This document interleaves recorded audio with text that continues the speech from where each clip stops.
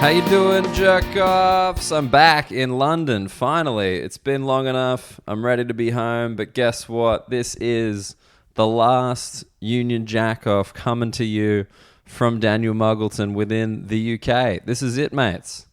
I fly out Monday morning. Actually, not Monday morning, Monday evening. I'm way cleverer than that.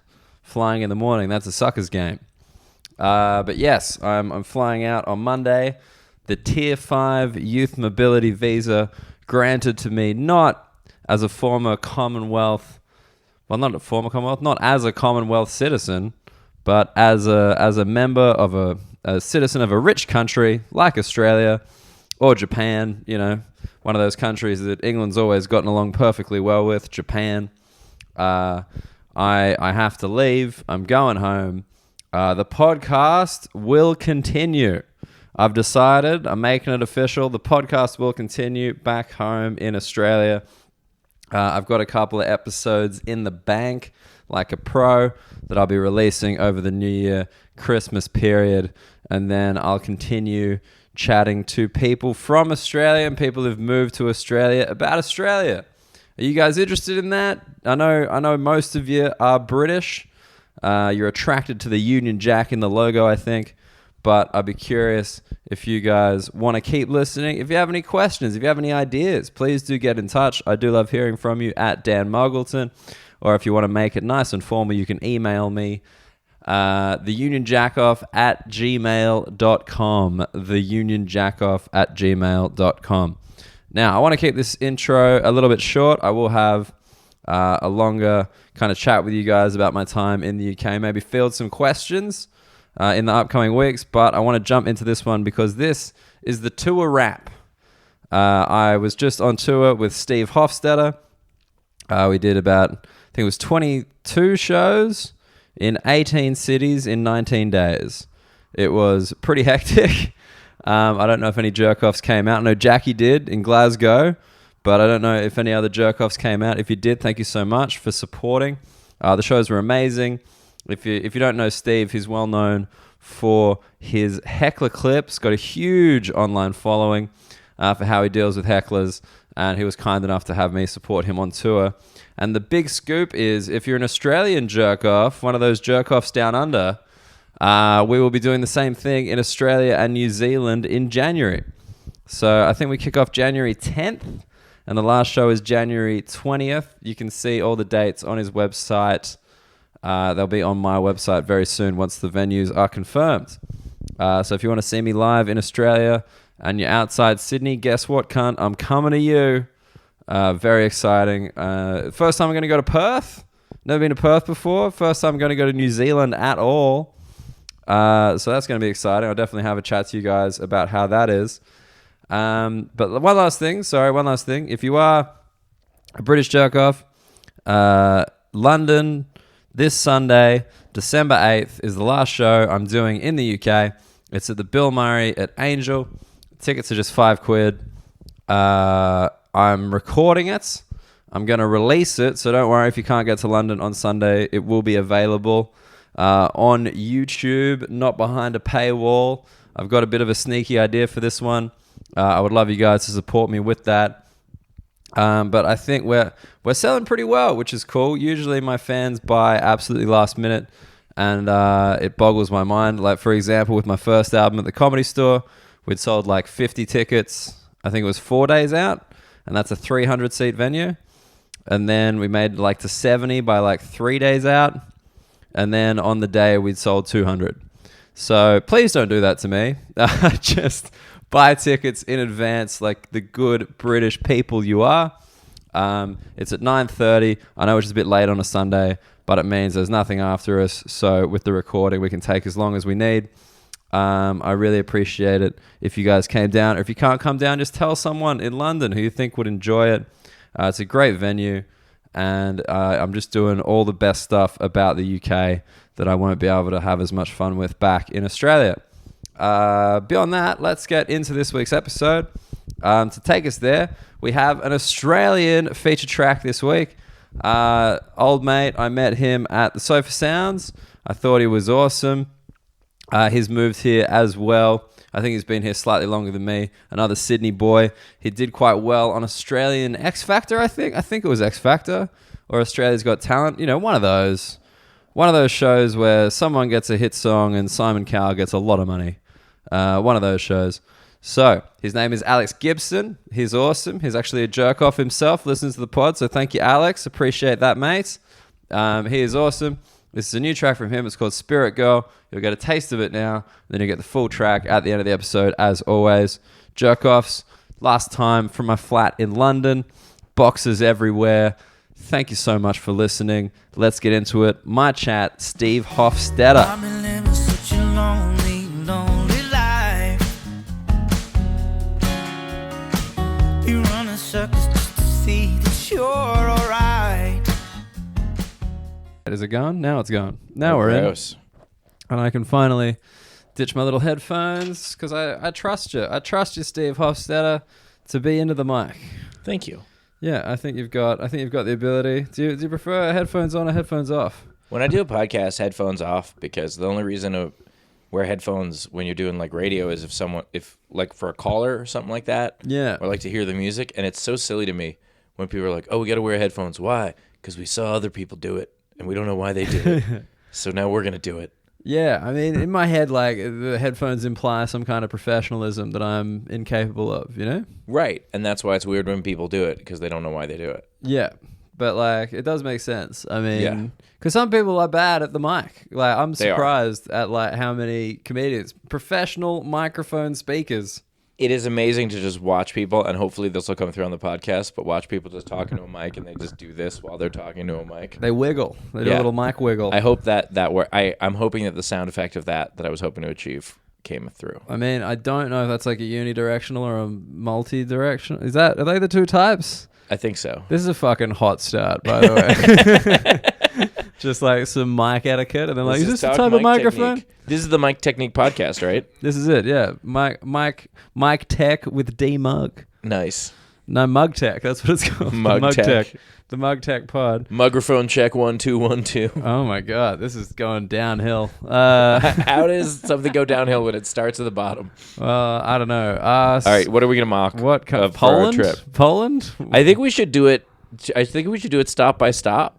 Because there's so much to talk about. Yeah, I mean, but let's give them some context first. Let's give these people some context. You are an American. That's why you sound like you're hosting the podcast, even though you're the guest. Yes. Did they not know? I mean, just by listening. I like to just in case, because maybe because I don't know if you've noticed this. Maybe I'm a mean Canadian. That's true. Confident Canadian could be. But also, like, have you not noticed the people here have very strong American accents? Like in Europe, some people sound like very American, and that's just because their teacher was very American. I haven't heard that once here, other than people American. What? But you haven't noticed at all? No, because I know what you're saying. There are people who, like, the first couple words they say, I may be like, "Hey, are you from?" Oh no, you're absolutely not. Exactly, but just that first little bit, just a teeny bit, yeah. Yeah, and so because like I hear one word they pronounce. Yeah, and it's a bit odd. Or they say the local word correctly. That's how you know they're not American. Yeah. You know? Just like, Stockholm, like that. Yeah. You're like, oh, okay, obviously. Like, oh, welcome to Stockholm. I'm like, wait, what? That's backwards. How did you just do that? How did you reverse it? So you're an American man. East Coast? East Coast, born and raised in New York City. I think you're my first New Yorker. Really? New York. New York, fucking New York. That was pretty good. Thank you. I thought you were the mayor for a second. Thank you very much. De Blasio, Giuliani, well, not him. Bloomberg. You named. Was that order? Was that in order? No. Wait. It was De Blasio, Bloomberg, Giuliani, Dinkins, Ed Koch, and then that's my lifetime. Those are the five mayors. Is it Ed Koch now? No. Ed Koch was when I was very young. Oh, so I'm saying those were the mayor. Now it's De Blasio. Oh, I thought De Blasio was the oldest. Or maybe there's a new one now. I left a while ago, so I don't know now. Okay. I like Dinkins. Dinkins is like, I would not vote for Dinkins. Because his name is Dinkins? Yeah, or because he's black? Whoa, is he? He is. Oh, fuck. He was the one black guy of the five guys I named, and you're like, I would not vote for that guy. It's like It's like I've got a sixth sense as an Australian. I just don't like the sound of him. Turns out he's black. Wow, I'm that good. Yeah. No, just Dinkins. Just Dinkins just doesn't sound very authoritative. There's actually a line in a Tribe Called Quest song that says, "Mr. Dinkins, would you please be my mayor?" Really? Yeah. Okay. I don't know as much Tribe as you'd expect. I know like quite a bit of rap, but not Tribe. Oh, Never Tribe's really got my in. favorite. They're your number one. They're my number one. Well, they're Okay. from Queens too. They're from Queens. Because you're from Queens. I am from Queens. Jamaica Queens? Kind of. Briarwood. Briarwood. Briarwood is like a subsection that's like kind of Jamaica. It's like I was in when I was in Little League, I was in the Briarwood Jamaica Little League. Like it's Briarwood, Jamaica. They're like two kind of... they're kind of together. So like with Jamaica they make Queens, out with each other on the map. Really? They're totally doing it. Oh my God. They Yeah. fucking. They're fucking. They fucking. Yeah. Jamaica Briarwood. That sounds like a Jamaican Irish baby. Jamaica is definitely on top. Okay. Just very graphic, like suburb porn going on here. This is map porn. Yeah, you just fold the map up and make them And fuck. Long Island City's just watching, like, ooh, Yeah, that's good stuff. Long Island City's just sitting by the water in its loft. Yeah, just real voyeur. Yeah. But is it called Jamaica? Like Jamaica, comma Queens? Like, is the suburb called Jamaica? So it's not a suburb. It's not a suburb. No, these are neighborhoods. Okay, it's not a borough. A borough is different. A borough. There's There the are 5 boroughs. There we Queens go. is the borough. Okay. So Queens and Brooklyn used to be their own cities. Mm-hmm. And in around the turn of the century, they all merged to form one, which is why. Wait, why'd you give me a weird? So like the five all merged at that time. Like Harlem. At the time, no. So Harlem is in Manhattan. Oh, So the 5 boroughs. Bronx. Yep, the Bronx. The Bronx, not The Bronx. It's Okay. weird. It's the only borough with a the, but it's the Bronx. The Bronx, Manhattan, Yes, Queens, correct. Brooklyn, And Staten Island, Wu-Tang. Wu-Tang. Yeah, Staten Island. Wu-Tang. Yeah. So yeah, I don't know if Staten Island was its own city at the time, and I think the Bronx was kind of like a suburb of Manhattan. Okay. But Brooklyn and Queens were definitely their own cities, and they merged. They were part of Long Island. They are technically on Long Island, Yeah. like the physical island. Because Long Island goes a lot further, right? Long Island is about a 2-hour drive. Okay. Long. That's how long And it that's takes from get to one end to the other. And Long Island is the home of the mook. Is that correct? Is that Home where of the they mook. come from? No, a mook. You could have a Jersey mook. You could have. Oh yeah, Jersey. You could have definitely. You have a definitely mook. have a Staten Island mook. There are Okay. mooks in Brooklyn and Queens too. There's mooks around. Okay. Yeah, mook. By the way, for people listening, mook is not a racist term, but it sounds like one, which is why it's Sounds so like fun. one. Because it's not a racist term. Yeah. It's not derogatory. It just basically means like a big dumb animal. That's like Long Island, right? They're loud. Like when I think Long Island, I think like Tim Dillon. It depends on which part of Long Island. Like there's fancy Long Island. Fancy Long is the Hamptons Long Island? Hamptons is fancy Long Island. Ah. And then you also have people who are like, I'm from Wantagh, how about yourself? Like people who talk like What that. was that? That was a Wantagh accent. That just reminded me that I haven't seen The Nanny in a while. That is basically, that's the thing that bothered me about The Nanny. Right. There are a couple things that bother me about The Nanny, but the main thing Was it Mr. Sheffield? is Mr. Sheffield did not bother me about The Nanny. Yeah. I like that they named him after an English place. Yeah. This is a fancy man. Let's call him Mr. Sheffield. Yeah, it was between that and like Glaufordshire, or like just making something. Glaufordshire. I just tried to make the most ridiculously comical English and thing. you failed. You just offended the entire population of the UK. I'm so sorry. They're going to leave the United States of America now. They're out. Oh, They've already left the European Union. They'll leave the Union. they're gonna leave. They're just gonna try to leave everything. Yeah. The thing that bothered me was that was very much not a Queens accent. That was a Long Island accent. Right. Yeah, So they just gave it a little extra. they were just like, oh, but she's from Queens. Does That's she how talk people like from that? Queens. What is her name? Fran Drescher. Fran Drescher Does talks she talk like that? a less exaggerated version of that. Okay, but it's like you wouldn't hear her talk and be like, "Well, she's British." Like, Yeah, no. there's no moment where she's like, I'm Fran Drescher. Like, Yeah, there's no, okay. there's none of that. It's a bit of that flavor. Yeah, it's just a more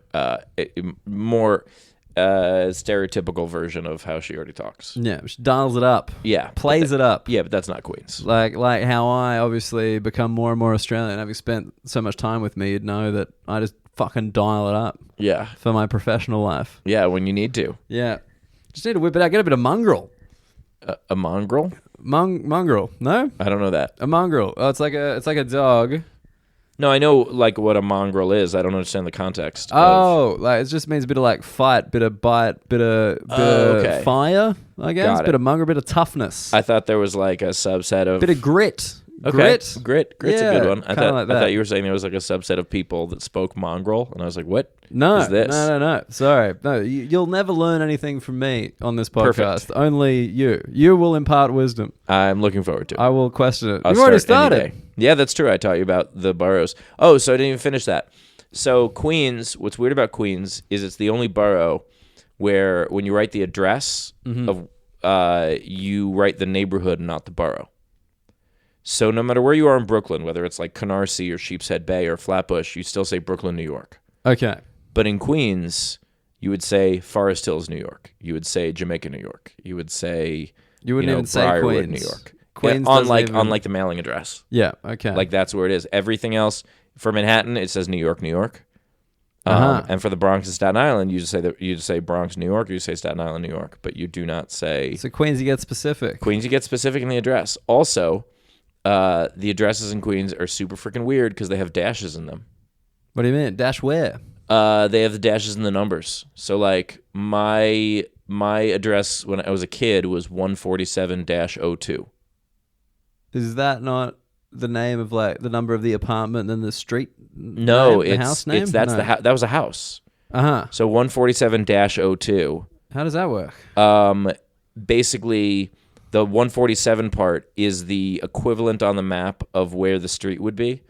So even though we weren't on 147th Street, we were around where 147th Street would be in that area. And so it was 147-02 because we were the first house on that block. Right. On the even side. Okay. But meanwhile, I mean, Queens addresses are so fucking stupid.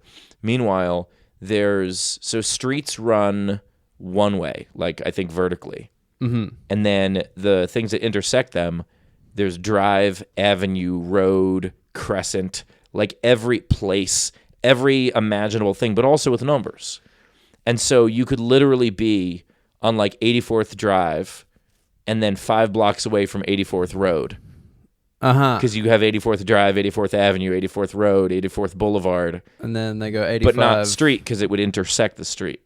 Right. It's very stupid. Oh, man. If you are not from Queens, you would get lost as fucking Queens. Yeah, this is blowing my goddamn mind. Because I thought you guys had it quite simple because it was like streets That's up, Manhattan. Streets up, avenues across. That's Manhattan. Right. So Queens, actually, there's part of Queens. So Jamaica Estates, which is the fancy part of Jamaica. Okay. So Jamaica Estates. So the fancy part of Jamaica is not in Jamaica. It's actually in Queens. Right, correct. The fancy part of Jamaica, Queens. Okay. So Jamaica Estates, and they put Jamaica Estates because they don't want to be associated with Jamaica. Because Jamaica is a rough and tumble neighborhood. Right. So, yeah, Jamaica, most of Jamaica is the hood. Okay. But Jamaica Estates is super fancy. And so that's actually where Trump's parents lived. Jamaica Estates? Yeah. He would have hated that. Yeah. Sounds pretty multicultural, if you know Exactly. what I mean. He would just concentrate on the estates part. I just live in the estates. So when Jamaica Estates was built, it was built purposefully to confuse people who did not live there because they did not want people who did not live there being able to get around. Oh. And so there's semicircles that intersect each other of roads. So there are 2 corners of Wexford Terrace and Dalney Road that are at opposite sides of Jamaica Estates from each other. Right. Because it's 2 semicircles that intersect. And so when I was a kid and I was going, my synagogue was at like the edge of Jamaica Estates. And so when the first time I went by myself, I like took the train. I was all proud. I got out of the subway and I asked, which way is Dalney Road? And someone pointed it out to me. And I got to the corner of Wexford and Dalney and I was like, there's no buildings. What? Why am I? Everything's different. What happened to everything? Yeah. And I was so lost and so confused. And then they just were like, no, the other end of the semicircle, you idiot. Yeah, How could exactly. you not It was know? a different, because I wasn't from there. So the synagogue was in the estates. Yeah, the synagogue I went to was in the estates. And I remember as a kid, because it used to be called the Conservative Synagogue of Jamaica. The Conservative Synagogue of Jamaica. Yeah, conservative. Do you know about this in Judaism? Conservative means progressive. It's very weird. What? Why is everything a fucking riddle? Like, what's going on with this so far? Because conservative is in response to reform. So Orthodox all Judaism was basically Orthodox. And then in the, I don't know, maybe 1500s, something like that, reform sprung out. And reform was very, very much not the traditional Judaism. And so then the people who were like, hey, reform has gone too far, let's pull back a little bit, that founded conservative Judaism, which I think is the 1800s. So it's conservative as compared to reform, but it's very progressive as compared to Orthodox. Okay. So because it's in the middle. So what's it's like the Goldilocks of Judaism. Okay. So what's the It's the Goldberg locks of Judaism. Oh, locks also. Oh my God. Everything. Spelled differently. You get it. You get it, guys. LACHS. You got it. Is that how you guys spell it? That's how you guys spell it. LOX. LOX. Oh, Yeah. I'm doing the other thing. Oh my God. What was I? Wait. Where did the Hasids fit into this? Or are they just completely different? Hasidim is a subset of Orthodox. That's a subset of Orthodox. So Orthodox, it's like you look at extreme them- Orthodox. It's so you like look- it's like Orthodox with Mountain Dew. Okay. With Mountain Dew. All right, I'm with you. Yeah. You. That's good game, a little. Yeah, all right. Thanks. Mountain Dew, serious business. Okay. And then you're in conservative Judaism. What's Reform Judaism? You seem pretty chill. Yeah. Like what?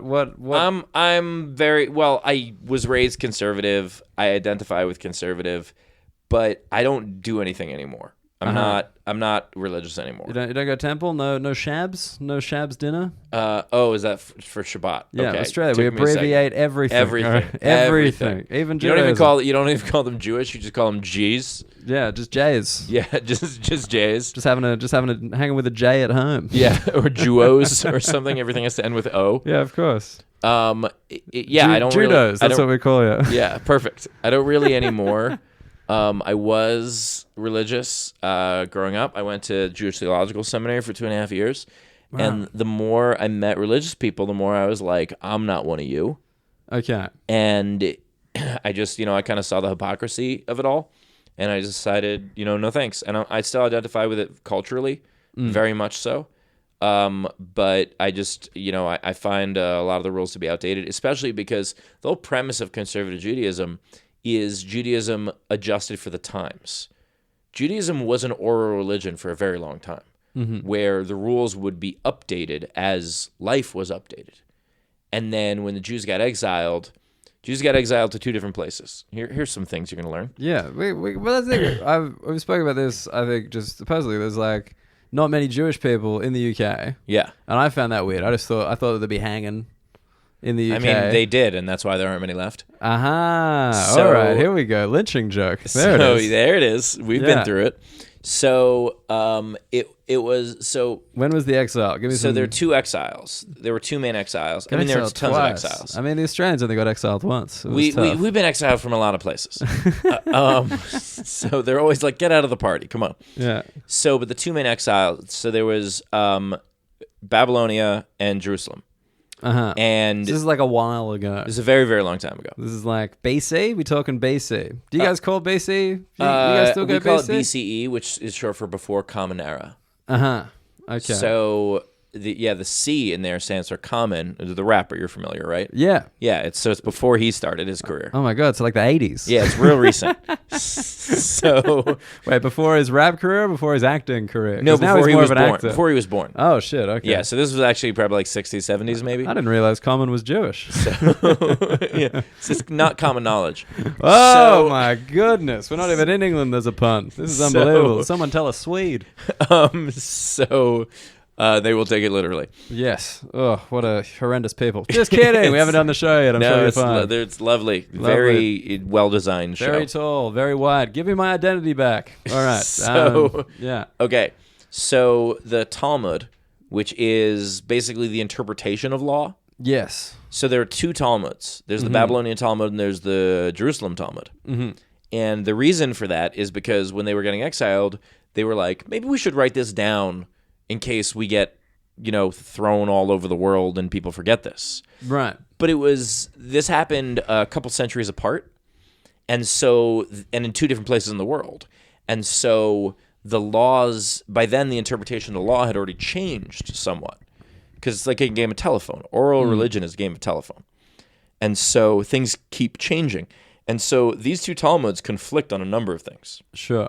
And this is the main thing that drove me away from being religious, because I had teachers who would make the argument of that, the reason they conflict is because we're being tested, or like the reason they conflict is because it allows you to interpret and it's like, no, the reason they conflict is because of what you just fucking said. It was written down by two different people in two different parts of the world. Yeah. It's a very logical reason for why they conflict. Centuries apart. Yeah. Absolutely.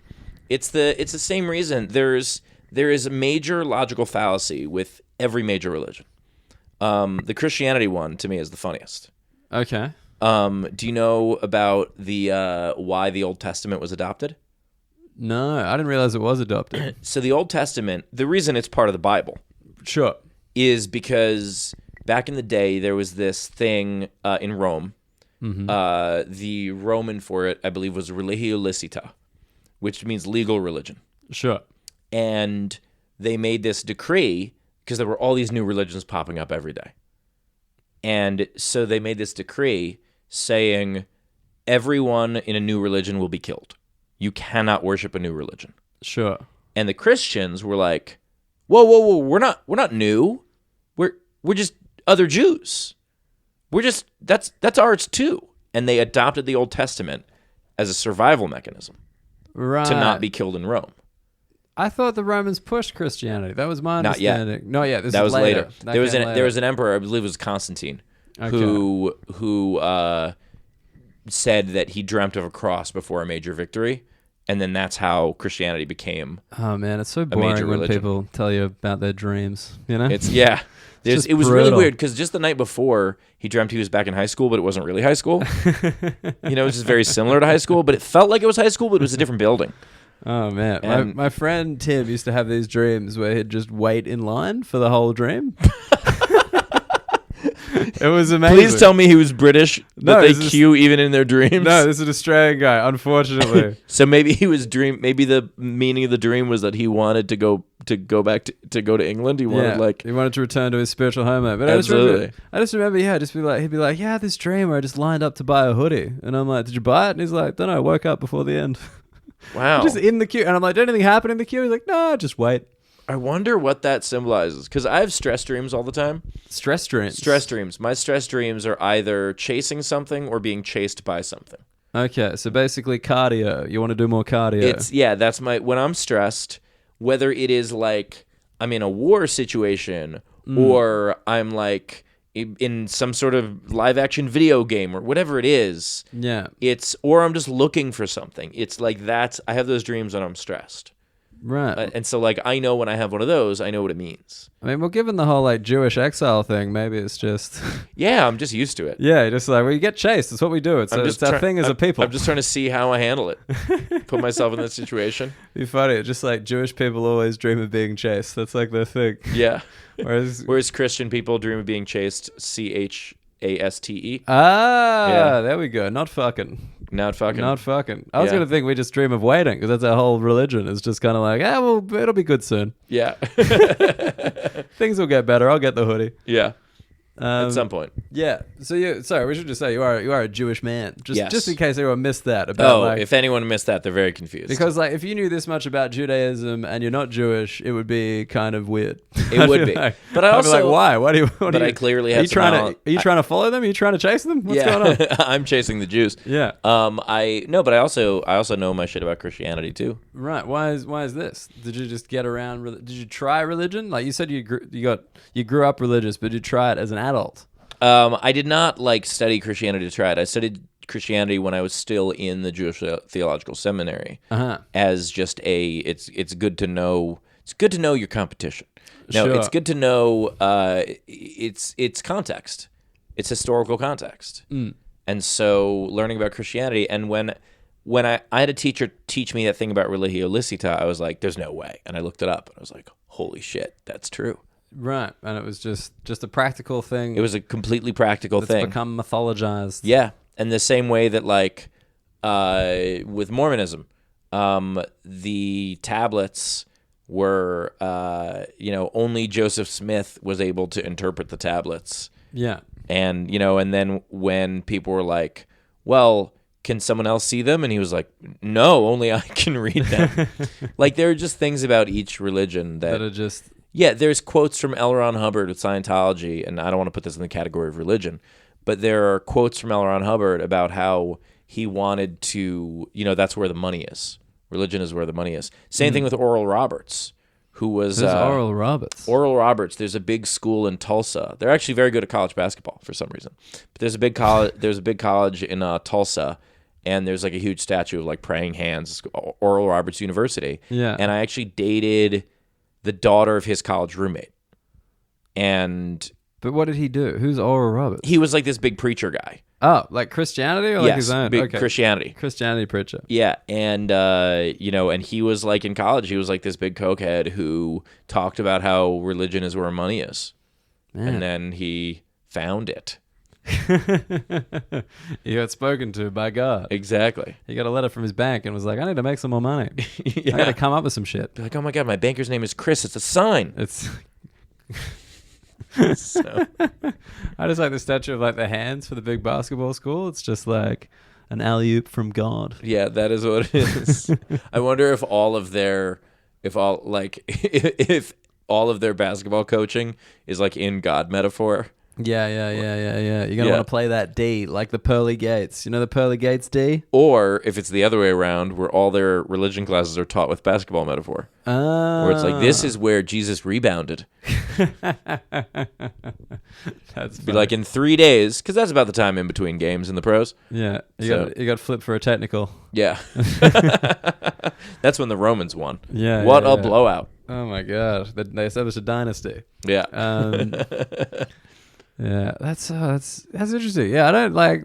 I think like America has a much different relationship to religion than most places I've been. Yeah, I think atheism is really becoming much more popular in America than it is in a lot of other parts of the world. Do you reckon a president could be atheist yet? Do you reckon? Not yet. No. Not yet. Not yet. Yeah, it's just a more current relationship with religion, I think. I mean, the idea of like, could a president be atheist? Like, Trump is the least religious person that's ever been president, and in order to be president, he did so many things that are so against Christianity, and yet he talks now about how much he loves Christianity. Yeah, because he needs the evangelical right wing. Totally. The right wing in general, like it seems to be like you really, as soon as you start kind of talking about right wing stuff, you just kind of mention God a bit. Like it's so weird to me that any religious person would be like, look, he's one of ours. About Trump. He's less a religious person than he is a progressive. Right. Yeah, I'd agree with that.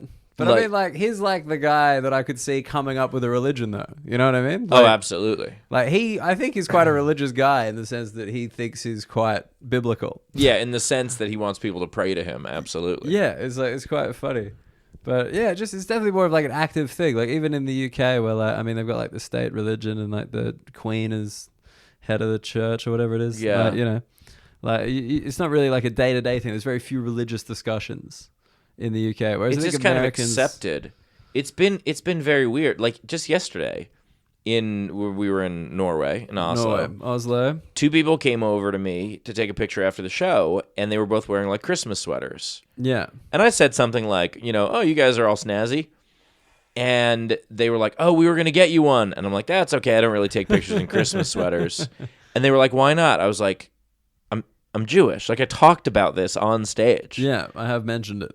Yeah, like and there are people who literally are like, so? And I'm like, we don't celebrate Christmas, because there are people who just take it as like a cultural thing. Yeah. Because they were raised with religion so ingrained in society that they don't understand that, like, oh yeah, but Jews, I mean, you don't pray, you don't go to church, but Christmas still, right? And it's like, no, we don't. I mean, I'd say like most atheist friends of mine in Australia still celebrate Christmas. They still do presents and lunch and shit. Like that's just on. Yeah, because it's a cultural thing, but that's not Dude, like I think I got this from like maybe like Drew Carey. Is it Jewish people that eat Chinese food? Is that the Christmas thing? Is that the stereotype? It's kind of tradition. The reason why kind of tradition. The reason why is because most other places are closed. Yeah, I figured. Yeah, and so it became this thing where like you would just go out and eat Chinese food. The joke is that Chinese food in a movie, because those are the two things that are open. Right Now a lot more things are open, but growing up, that was pretty much it. That was the well, score. because growing up, you didn't have a Thai place on in every city. You didn't have like there's way more choices of food now than there were. Yeah. But like, so I'm 40, And so I grew up in the 80s. And, I was born the end of 79. And so, like, in that time, pretty much, and I grew up in New York City. I mean, pretty much the only stuff open on Christmas was Chinese places. You didn't have Japanese yet? No? Not a ton, no. I didn't. And also, I didn't know, like, what I couldn't eat. So much of sushi is not kosher. Is shellfish and things like that. And so I didn't even try sushi until I was in college. Oh, did you keep kosher when you were growing up? Yes. I was kosher at home. I was strictly kosher at home. And then what's called kosher style out. Kosher style? What kosher style means is food that could be kosher were it prepared that way. Oh, my God. So, like kosher ingredients, basically. Yeah. So you wouldn't mix meat and milk. You wouldn't have pork. You wouldn't have shellfish. All kosher laws all stem from being healthy and being humane. Yeah. All the laws about being kosher is because back in the day, pork wasn't healthy because people didn't know how to cook it, and that would cause tumors. Like undercooked pork causes tumors, and shellfish could also, if you don't prepare shellfish correctly, you will die. And being humane, not mixing meat and milk, there's another hypocrisy. Not mixing meat and milk came from the premise of you don't want to, the actual translation is to the effect of you don't want to risk stirring a calf in the milk of its mother. Okay. Because back in the day you would have a farm and the cow would have a bunch of babies and you would milk that cow and you would eat the babies.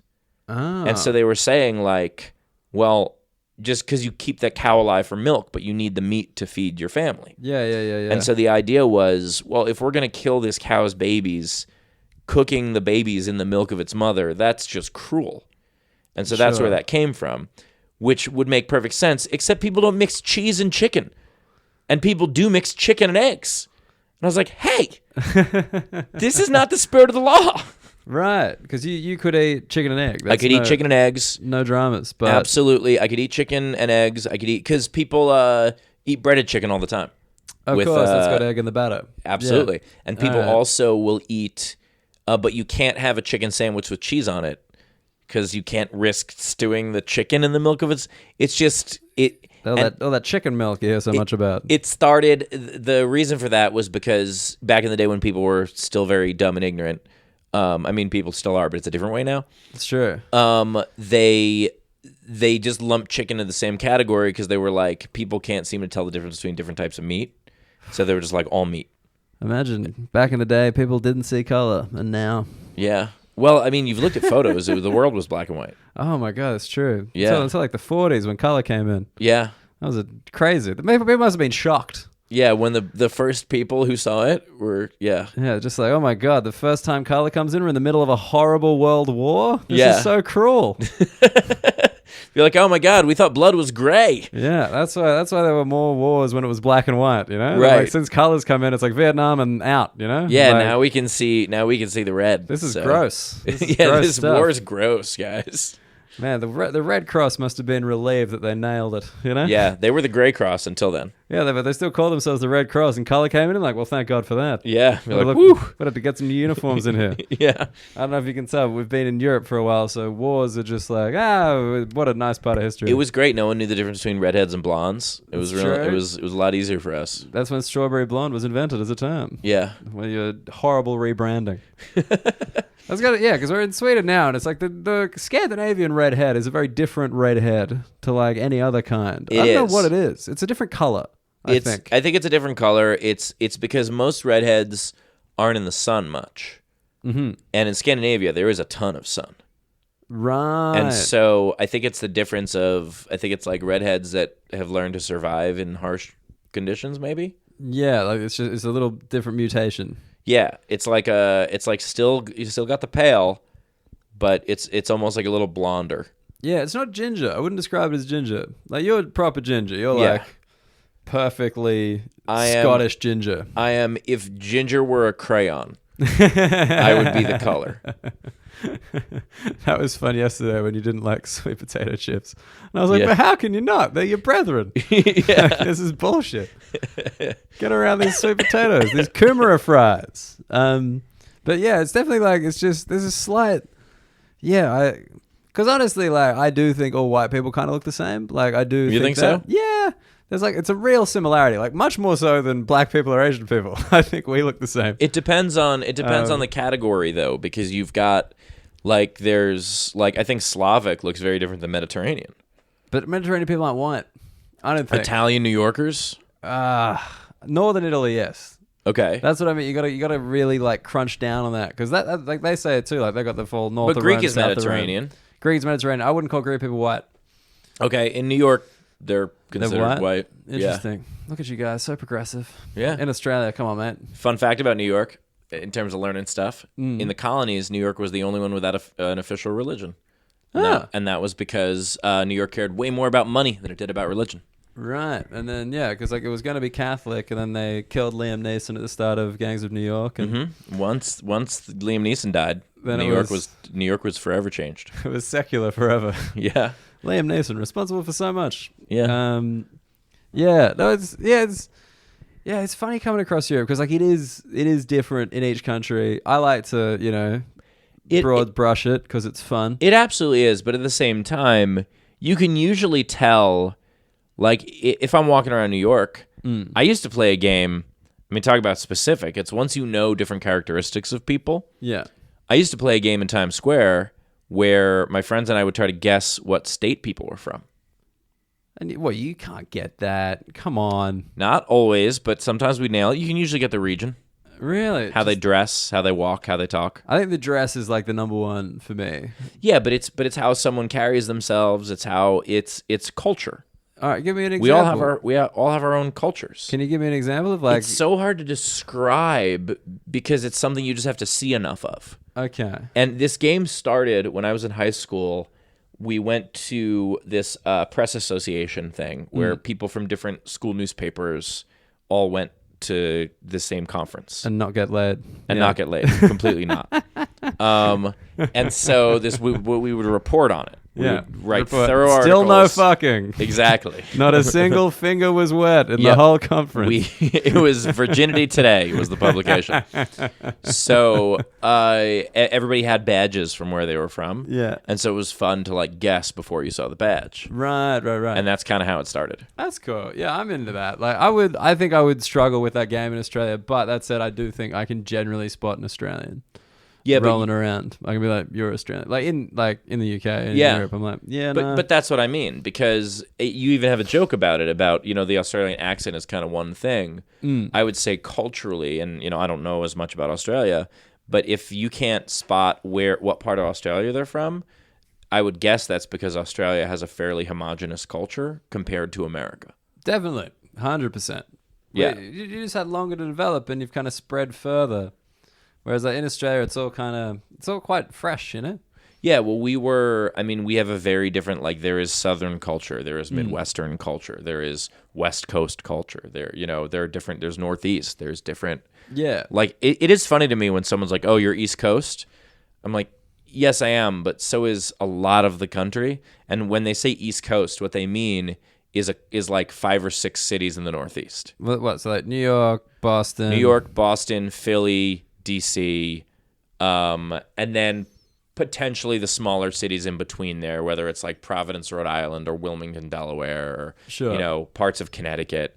Like that's East Coast when they mean it. Like Family Guy. Like Family Guy is East Coast. Well, technically, yeah, Quahog, which is Quahog is actually a part of. I don't think there's a Quahog, Rhode Island. There is one in Long Island. Oh right, so it's just kind of a little. Yeah, they just kind of made up a part of Rhode Island, but it basically means city or near city in the Northeast. Yeah. When they say East Coast, no one's talking about rural Florida. Yeah, no one's talking Miami. Yeah, no one's like East Coast, Jacksonville. Yeah. Jacksonville, my favorite, obviously. Yeah. Shout out to Cat Williams in Jacksonville.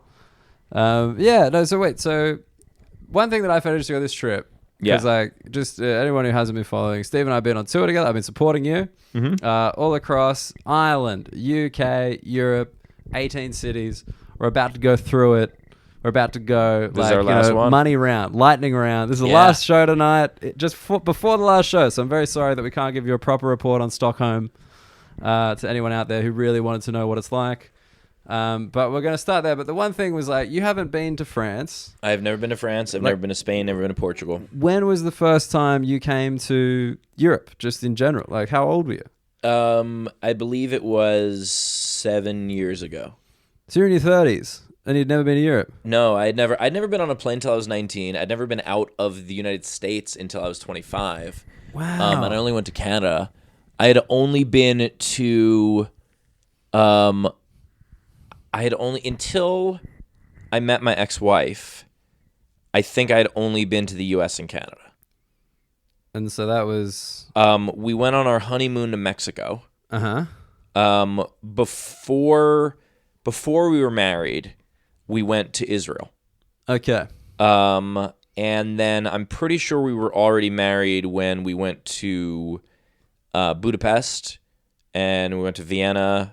And just because we were in Budapest for like a week and a half, and so we took the weekend and went to Vienna. And she was part Hungarian? No. No. Her best friend from college was lived in Hungary. Okay. And so we went to go visit her, and because we had a free place to stay, so it was like, okay, let's do it. And that was like when you were in your 30s. That was when that happened. Yeah, she was big on seeing the world, and I would travel because of my career and nothing else. Okay. You wouldn't just go on the holiday, because like in Australia, like most people. I would say I say most, maybe this is like an inaccurate thing, but like most people I know of your class, of my class, and religion and ethnicity. No. Right. So most like, people in Australia. Most people in Australia.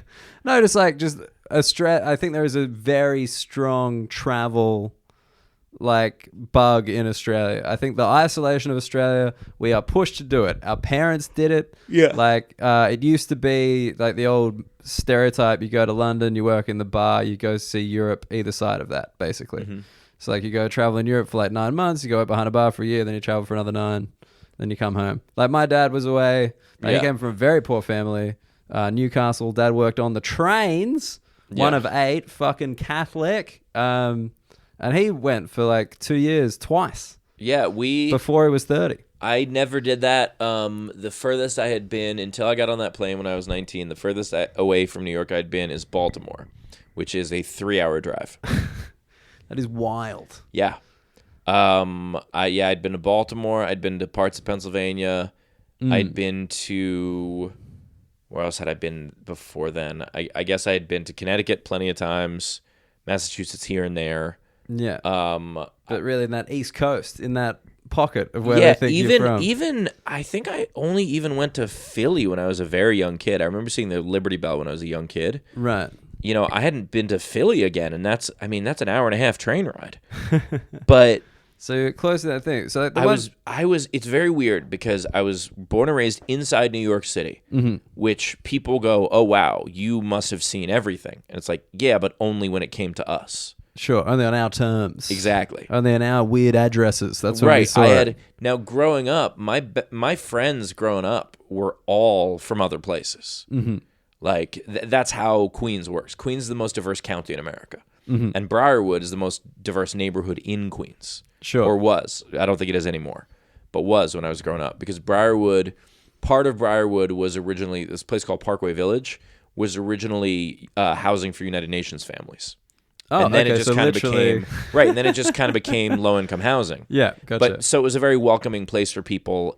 It was a cheap neighborhood, and so it became a very welcoming place for immigrants. And so my friends growing up, my little group of friends, it was me and one other white Jewish kid, and then there was a Mexican kid, a Chinese kid, a Korean kid, and an Indian kid. Wow. And that was our group. That was the crew. Yeah. Everybody had I was named Steve, but everybody else's name was Liku, Amal, Lazan, and then there was another Steve, but his last name was Gomez. Another Steve. It was a very diverse group of people. Yeah. So the one. But I didn't travel. The one thing that I'm really curious about is I think I kind of came to Europe before I could have an adult preconception of what Europe would be. Yeah. So that first time, was it did it kind of conform to what you were thinking it was going to be? Was it completely did you have a concept of Budapest? That's a hard one to have a concept of. No, I didn't fully understand what Budapest was I was fascinated, especially seeing Vienna, because Budapest and Vienna in the 1800s were the same. They were very similar cities. Architecture was very similar. Culture was very similar. Right. And then because Budapest got the fuck bombed out of it in the war, and then it got taken over by communism. Budapest was destroyed a number of times. And so when you see Budapest today, you see all these buildings with bullet holes in them and, and giant, super thick brick and, just like 4-foot thick entryways. Sure. And shutters on every window. Because they used to, they wanted to be closed off in case they were being spied on, basically, by the party. And then you see Vienna, and you go, oh, that's the same architecture. That's what Budapest would have been. If not for the If it hadn't been destroyed several times. And the communists. Absolutely. Yeah. Budapest was, it's beautiful, and it's also very sad because you see what it would have been already. Now, that said, it's really coming up. There's a ton of investment going on there right now. Heaps, yeah. And I had one of the best steaks I've ever had in my life for like $10. One of the best steaks? Oh, so good. I had a similar experience in South Africa. For some reason, that's like a very American like travel experience for me. It's like I went to this place and I got a steak, and I tell you, it was a good fucking steak. Well, it was good stuff. Because part of the reason I do that is because American beef is such shit. Is it? It is. I thought you guys were like king of the steak. No, that's the thing. It's king of the mass-produced hormone-infused steak. And so to actually eat real, like, tender beef that's, like, actually tastes good. Yeah. Like, whenever I go to Alberta, Alberta beef is it's so fucking good. Alberta in Canada? In Canada, yeah. Alberta is, like, where Calgary and Edmonton are. That's the province that has Calgary and Edmonton. And that's like the first time I ever played Calgary, I was like, good to be here in Dallas, and they were not happy with me. Oh, really? Yeah, it's because it's cowboy town. They have a rodeo there. That's like the biggest event of the year. Right. It's Canada's Dallas. Okay. But their nice of their them to beef have is wonderful. A little homage to you yeah, guys. absolutely. But they think this is not Dallas. How dare you? Is it, as an American, is it the same as Australia and New Zealand, where like we think it's kind of fun to fuck with them? And like, but we actually do really like them. Like that's the Australian relationship with New Zealand. Like we'll make fun of them, but we really I think do when like, it comes down to it, it is.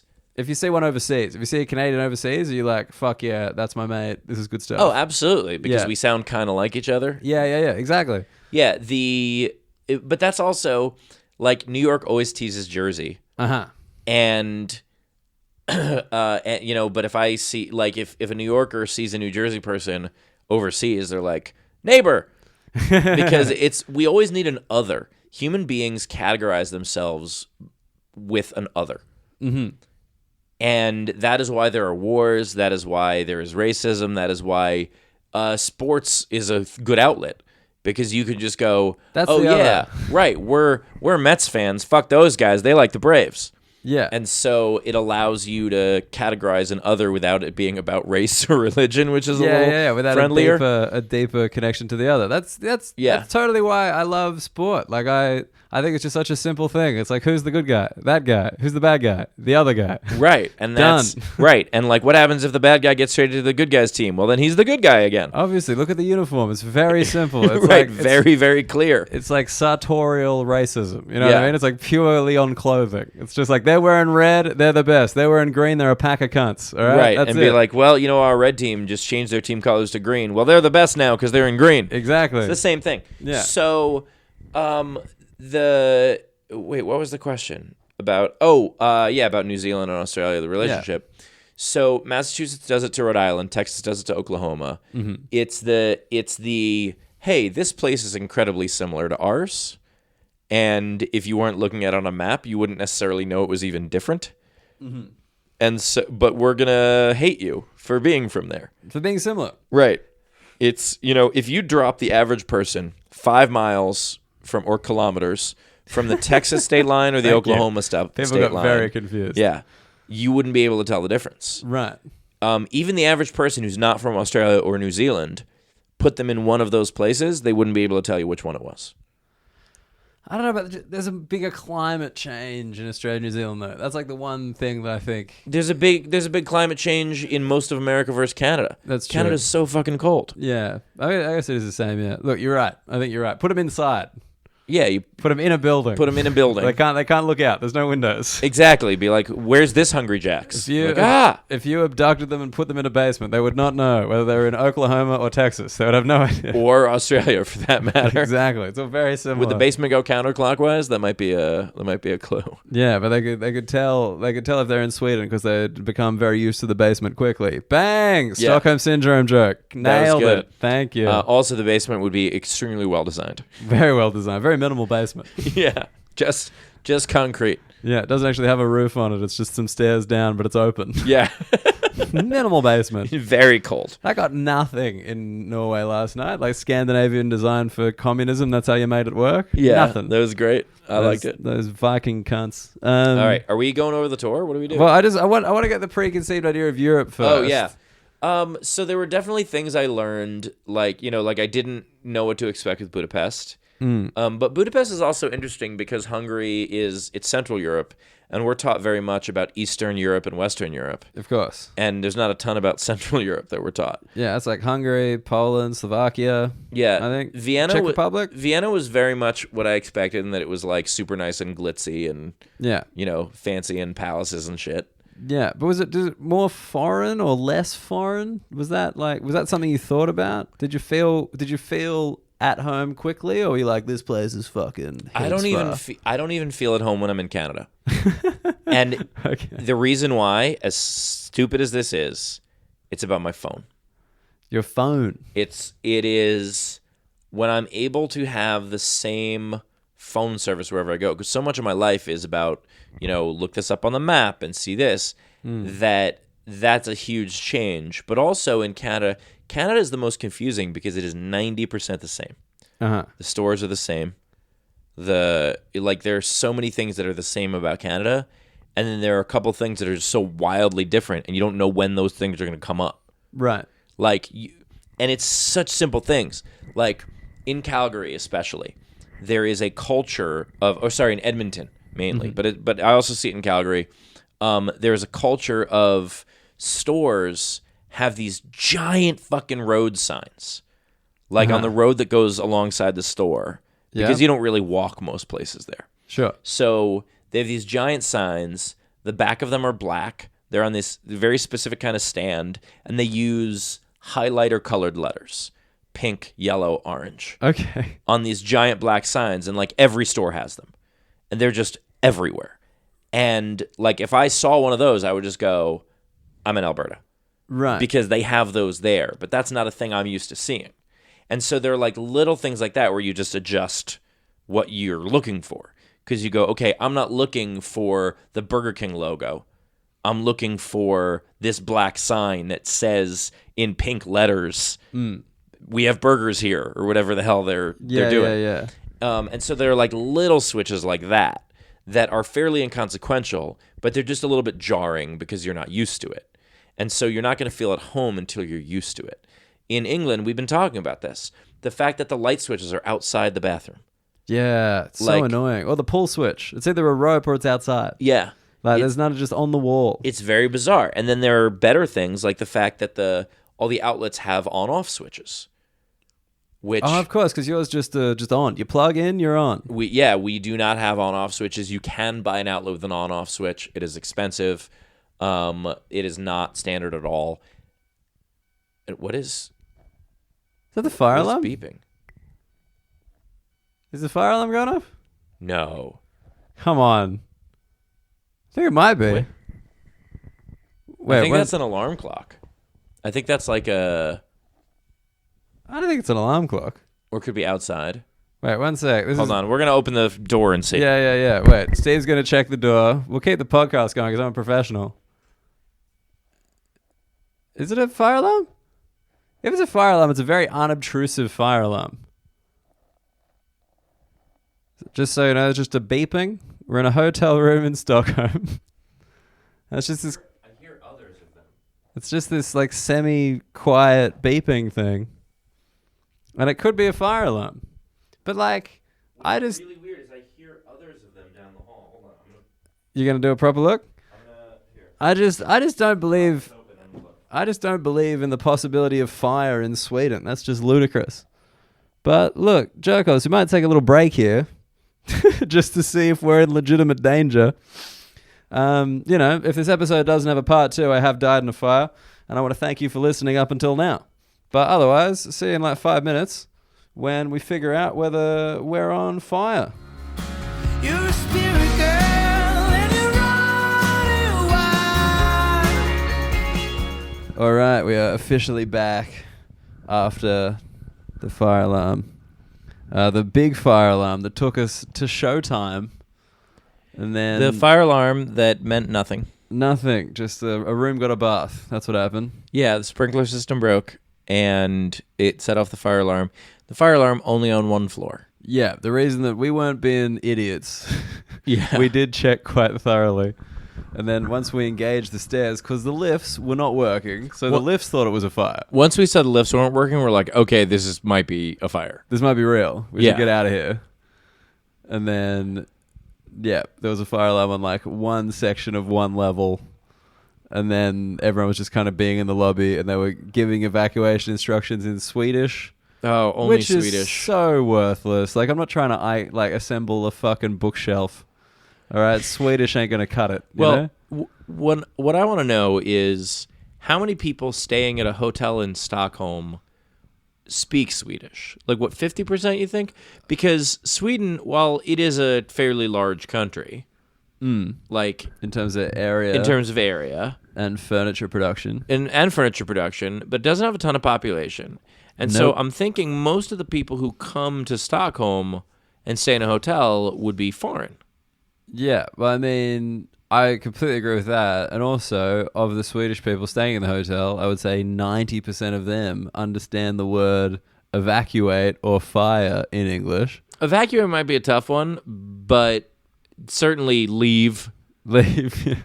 I mean, you got to give Donald Trump some credit. I think he's made the whole world know fire as a word. Yes. Yeah, absolutely. Not trying to help anybody out, but in his very successful TV show, The Apprentice. I don't know if you heard. Yeah. But they would think, like, they would hear fire and they would just be like, oh, are we all leaving our jobs? Yeah, that's it. But they would think that in Swedish. To go on this, they never think that. Yeah. You can't get fired over here. They're communists. Yeah. They're fucking commies. They liked when I called them that today. Yeah, that's my favorite thread. Like, I called the Norwegian socialists nothing. Yeah. You called the Swedish communists, and they're like, yeah. They're like, that's funny because they're like, that's funny because we're not. Whereas in Norway, they were like, yes, we are socialists, and what is your problem with it? Can you not see our red and white flag? Yeah. Oh, red, white, and blue. Is it blue? The cross is blue. I don't remember. You don't remember? How dare you? Sweden's flag. Sorry, I'm tired. Sweden's flag is blue and yellow. Yes, correct. But I think Norway's has like a little blue in the cross. I think. I don't know. I think so. Not 100%. Please, Yeah. Norwegians, write in whatever language you speak. Yes, probably English. Probably. Okay, so, but it was a good show. Now it's good we could do the full recap after the whole tour. The whole tour. This It's done. is it. I fly out. I have to leave. I got to wake up in less than 4 hours. Yeah, Steve's actually being a proper fucking trooper to finish this pod off. Yeah. Despite the best efforts of Stockholm's fire brigade. We cannot be stopped. We could be stopped. Did you notice the firemen were like really hot? I was like, when they came in, I was like, I know firemen are hot, but these are Swedish firemen. I thought, oh my God, Swedish. Yeah, you combine that. But I also noticed that it seemed like they were in the middle of fighting a fire. Like the way they came in, and I understand that their job is to fight fires, but also there wasn't a fire. Yeah. And it really looked like it looked like an actor from a scene in Backdraft. Right. They were giving it a lot. There was tons of gear. They looked almost like they had soot on their face, which seems impossible considering it was a sprinkler. Yeah. They were just very fire-y. That was actually one thing I noticed. When they walked in, I did notice the soot on the face, and I was like, shit, is there a fire? Yeah. I was like, these guys, the way that they're dressed. Did they come straight from another fire to like cool down with the sprinkler? Surely not. I think Sweden's fires are like the UK with fireworks. They do it one day a year. Yeah. You know, just to celebrate another time. But they just have to wait till it snows and it puts out the fire. yeah, that's when we do our neat little fire trick. But tonight's show was really good. I would argue tonight's could have been the best show. It was. I still think that Brighton first show is the best one. But Okay.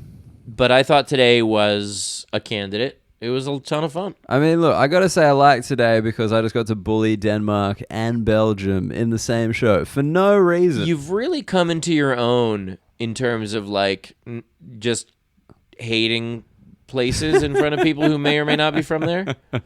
I mean, it's such a joy. You got to understand, as an Australian, we don't have many places nearby to hate. Yeah, it's pretty much just New Zealand, and New Zealand is lovely. Yeah, and like, what are you going to go Papua New Guinea? That's a bit rude. Like, they're struggling. Like, they're doing the best they can. I'm not going to have a go at Papua. And like Fiji, like, you know, they can't decide on a government. But over here, you guys got stupid bottled water. Yeah. You'd be like, oh no, that's not actually from Fiji. No, they just like the way the word looks. Oh damn. But yeah, I mean, look, I gotta say, hating various European countries, just as an Australian, being a shit stirrer is one of the great activities. You definitely, and that's all I'm doing. You really enjoyed it. But we had a fun thing in the show today where I took the stage wearing the top half of your tracksuit. It's true. I finally convinced you to give it a go, and it lasted a good 3 minutes. I got some photos though. I wanted to make sure it was captured. Good. It was good, but then I was like, this is warm and uncomfortable and a little too small. Yeah, you didn't like it. You didn't feel comfortable in the tracksuit. Didn't suit him. Also, don't feel comfortable in the European t-shirt. Yeah. It's too small. Nobody told Steve that in a European t-shirt you will get nipple. It's hard nips. Not just nips, which, yes, there were nips. Dude, there was strong. If I had a better camera on my iPhone, I would have evidence of the nips. Yeah, We got to get you on the Feynman calendar. I had some strong backdraft sooty nips. And also, but also the shirt's just a little too short. It's a Zara. I got shirts at Zara, which is a brand I use in the States. Very European. It's a European brand, which is why I shop in it, because you can be tall without being fat. It's more common. Because in America, if you're tall, you got to be fat. Big and tall. In America, if you are a large, or if you're like an XL height, then you're an XL belly. And I'm just an XL height. Right. I did add a little bit of belly on this trip. With an I do know that. L belly? You got a little L belly? I add a little bit of belly. Or an M? Are you an M belly? I'm an M belly. Because I wear an L, but I drape. I'm like a curtain. Yeah, that's important. or draped. Yeah, you want to keep it you're simple. draped like a curtain, or perhaps a drape. I'm like one of those berries that's blue. Yeah. I forgot the name. So, I didn't work out enough on this trip. I went to the gym 4 times, and they weren't even like full workouts because most of the time they were garbage hotel gyms. You went to the gym 4 times more than me, though. That is true, but you did all your yoga stuff. You do yoga. Yeah, don't tell them that. I don't need the jerk-offs knowing that I'm that much of a douche. You know, like It's they know not that much of a douche. Good for you for actually giving a shit about your physical appearance. See, I can't hear that and not feel ashamed. Why? If I was Japanese, I'd be mid-seppuku right now. Is it seppuku or seppuku? I don't know. I thought it was Sudoku. Oh, We're talking about 2 different things. Yeah, it's true. Yours is more of a suicide. Mine's more of a numbers game. Yeah. Which suicide can be a numbers game depending how you do it. Do you ever get around the ken? Speaking of Japanese numbers games. I didn't get into the ken. I do like the Sudokus before planes had outlets. Before when you could charge, we had to conserve that battery. Yeah, when I could use my computer for like 2-3 hours maybe. Yeah. And especially it was also when I had computers with worse batteries. And so I would get like 2 hours on the battery, and then I would just do the Sudoku. I mean, look, I reckon that's something we should definitely talk about on this tour. You are a very hardworking man. Thank you. I would say arguably the hardest working man I've seen. It's crazy. The man never stops. Constantly got the computer out, constantly got the phone out, doing stuff. Yes. Ticking boxes. Do you think you missed a bit out the window of the train? Oh, I didn't see shit. Do you feel like you were more clued in? Like you didn't really... Because Norway today was like very lovely when we were going on the train in Norway. Yeah. And the plane in Norway, because there's no clouds. You could just see all these fucking frozen lakes with those convenient borders that they had. That was so weird that it looked like the border of Norway and Sweden. It may well be. There was actually heaps of them. I didn't know what they were. I didn't know if they were like oil pipelines. Oh, or, yeah, so they were just ski like slopes. straight. Yeah. There was like one every maybe it was like every 10 kilometers. Like that's how metric these cunts are. Just like bang, bang, bang. These are your increments. They just have a grid on their own country. Yeah. I'm like, fuck, it's so convenient. Like longitude, latitude and shit. We'll just Were put they them in. latitude lines? Maybe. if you're Norwegian, you know what those lines are. Please do get in touch. Yeah, I definitely didn't see or experience that much on the tour because so much of it was work. But that's part of what I do. But like, do you sometimes like maybe I should just shut the laptop down, just stare at something? No, I'd rather have people come to the shows. I mean, very good answer. I am at a point right now in my career. I am so close to a tipping point. Sure. And there will come a time where people can do that shit for me. Mm-hmm. And I'll be able to just experience and enjoy. And there'll be someone whose job it is to book everything and to make sure we get there and to have the train tickets waiting for us and to all that shit. There'll be a tour manager. Yes. That's what it's called, right? But, bands have those. Yeah, but that's not where I am. They can get us right pot now. and stuff. Yeah, exactly. They can score for us. Yeah, well, pot for you, American bacon for me. That's true. But the like there'll come a time, and until then, I'm a work.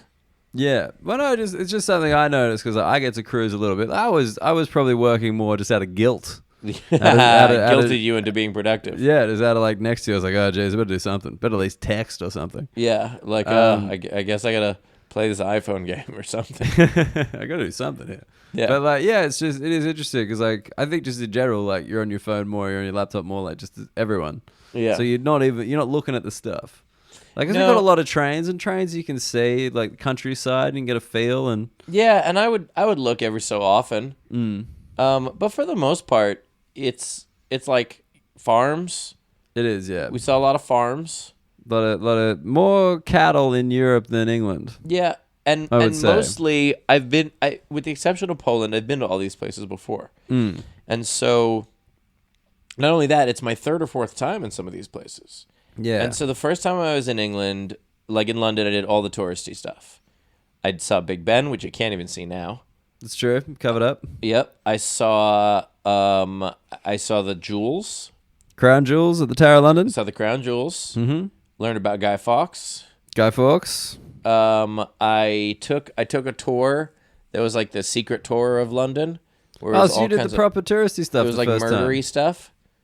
They This taught sounds us all very about Jack the touristy. Ripper. Yeah. Yeah, and it was such shit. It was a great tour. It was a wonderful tour. Oh, right. The weather was such shit. Oh, okay. It was in yeah. June, and it was, oh my God, it was just above freezing, and it was like rainy, and there were 4 people who took the tour.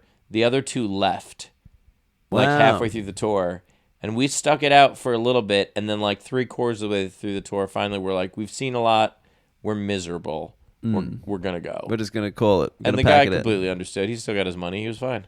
Yeah.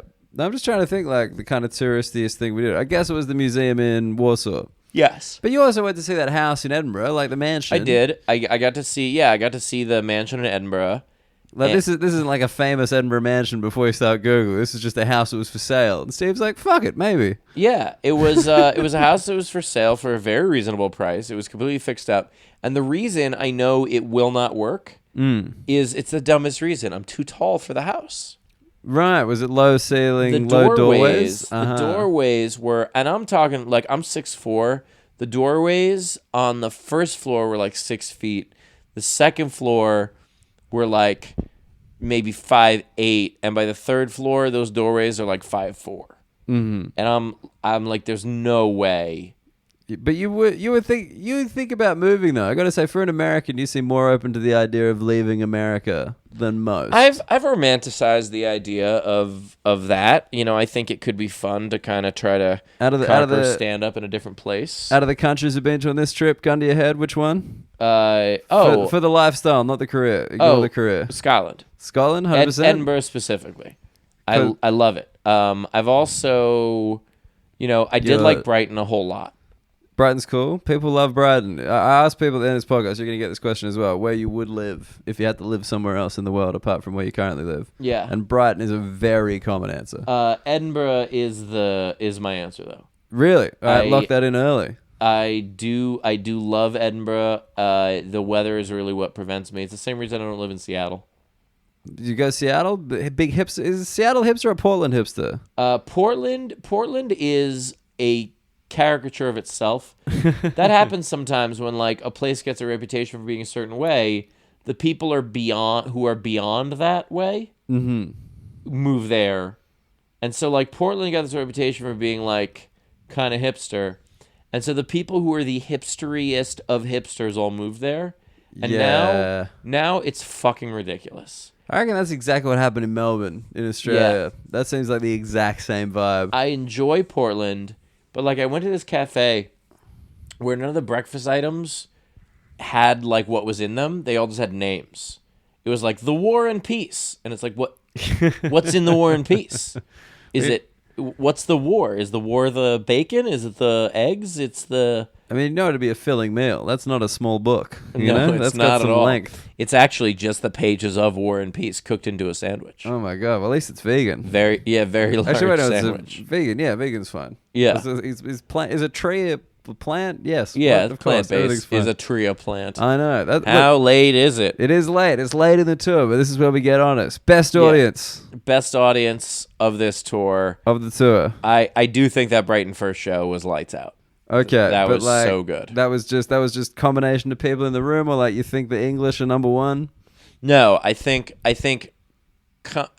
country audiences. Now, in fairness, most countries, with the exception of England, we never did more than 2 shows in a country. That's true. And that was only us. The only countries we even did 2 shows were Belgium and Scotland.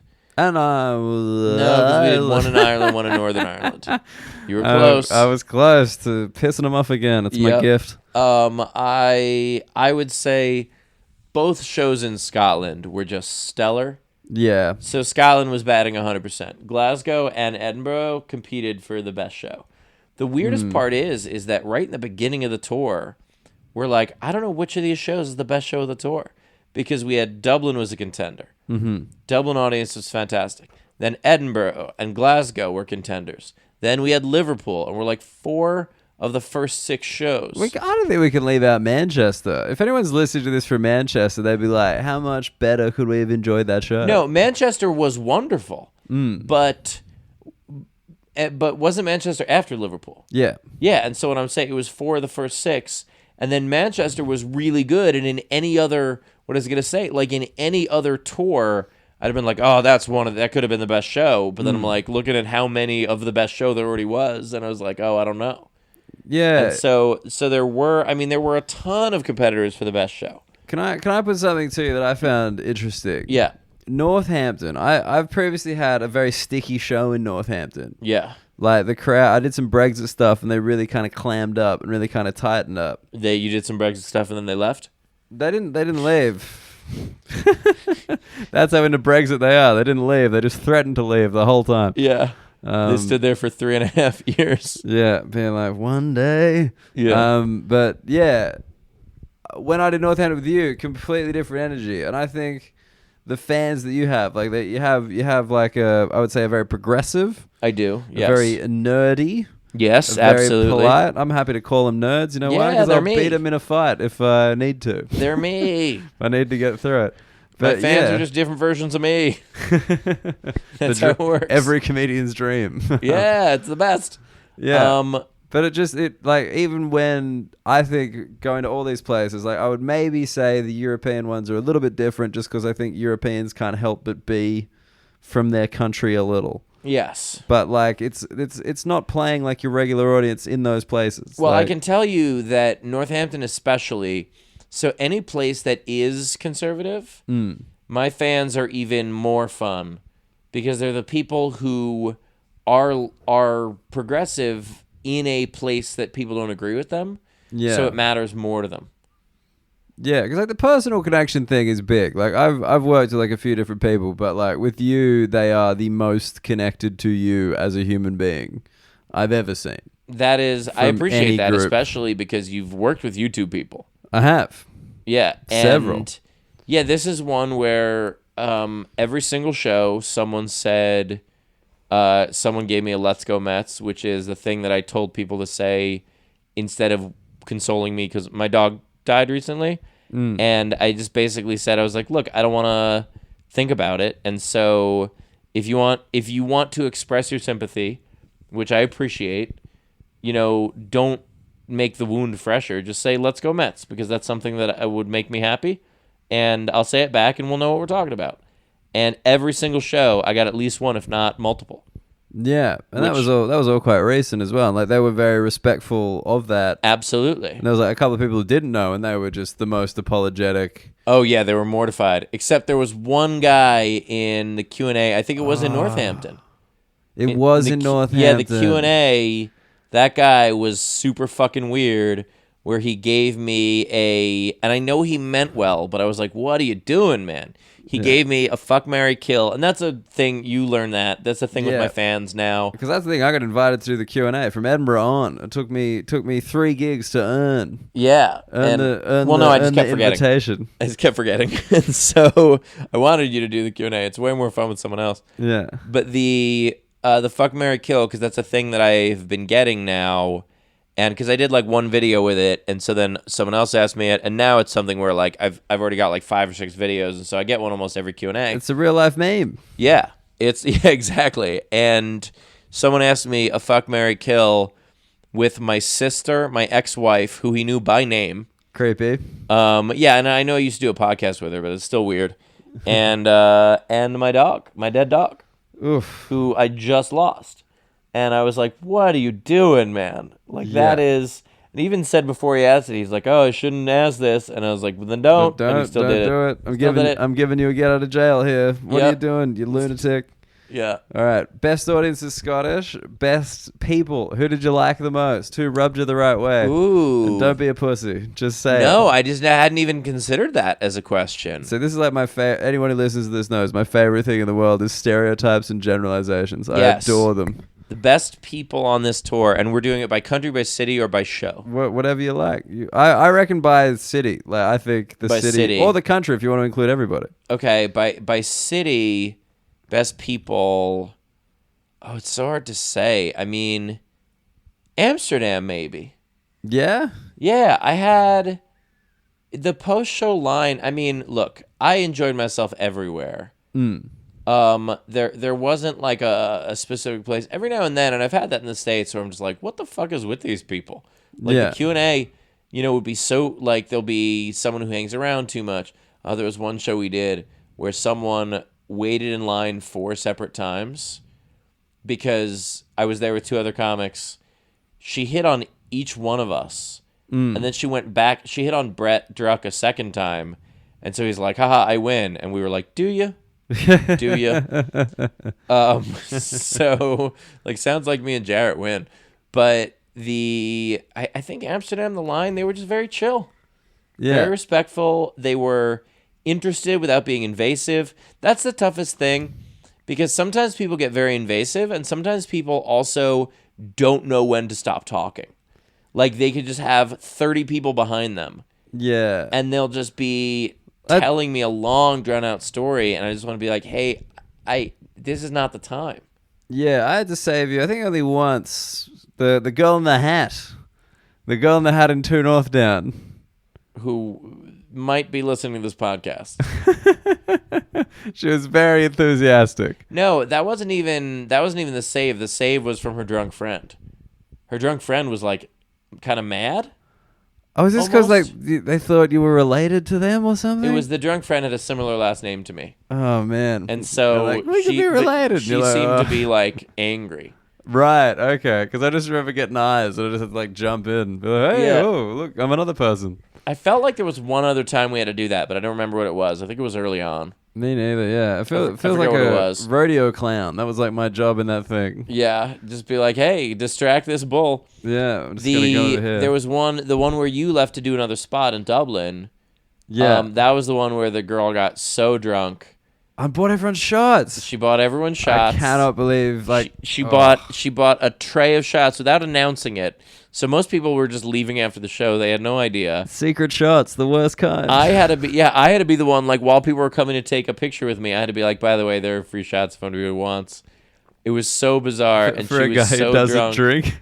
Yeah. And by the way, this is free shots. It's just next to me. Just something that I just look out for my fans. I like to buy people trays of shots. This isn't creepy at all. Anyway, free shot. Yeah. And so, free shot. You didn't see him poured. And so and she was so drunk she kept wanting to take a picture with me, but she like already did. Oh. And then she kept wanting to take more, and her boyfriend was just being very patient. Did you not just get the camera and be like, look, here's a photo of you and me, here's a photo of you and me, just going back through the photos? I just had it was my first day, and so I was like, I'm so jet lagged right now. I thank you. I appreciate it. I try to be nice to everybody, even if they're kind of being jerks. Yeah. Good quality. Yeah, I try. It's mainly just for fear of failure. But it was just, she was so drunk. Best meal? Yeah. Manchester Chinese food, easy. Manchester Chinese. Easy. This trip for me has been all about this shouldn't be what we're doing here. Yeah. Like, the only meal that we had that I was like, this is fucking on point, was the pierogi in Poland, which was amazing. The pierogies in Poland was probably second best. Because, like, that was, like, proper didn't speak English. And, like, I mean, I know it's kind of like a quaint thing or whatever, but... My favorite thing about that place was I looked up the word for water, which is woda. Yeah. WODA. Yeah. I said it to her and pointed to it on my phone. And she brought us punch. That's true. She brought us cordial. You didn't know what cordial was? Yeah, I don't know what cordial was. That was so weird. I was like, how do you not have flavored water in America? You guys seem like you I'd assume you invented Kool-Aid, probably. Kool-Aid. That's absolutely it. Sorry, you're absolutely right. But that's just a brand name. It's also what we call punch. Oh. You guys fucking love a brand name over there. Mm-hmm. I was like, you're telling me, I'm like, you want some paracetamol? Do you want some Panadol? And you're like, what? And I'm like, Advil. And you're like, oh. Like, yeah. I would call it ibuprofen. But ibuprofen and paracetamol are different. They're the two different painkillers. No, because paracetamol is easy on the stomach. Tylenol. What's Tylenol then? Tylenol is acetaminophen, I think. Tylenol, I think, is paracetamol. I think Advil might be Nurofen. Okay, we're calling them different things then, because ibuprofen is what Advil is. Yeah. Okay, then that's not paracetamol. That's different. Yeah. Ibuprofen, because I can't have ibuprofen because of my stomach. Okay. Because it's much harsher on your stomach. You can have as much Panadol as you want, pretty much, forever. Like, paracetamol doesn't really hurt you.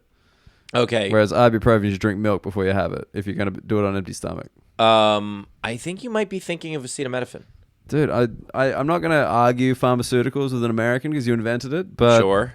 I'm 100% on paracetamol and ibuprofen. Yeah, by the way, any Scientologist listening to this right now is very upset by how casually we're talking about drugs. Really? Do they not do drugs? One of their big things is that, like, we're over-prescribing our children, which is true. Which is definitely true.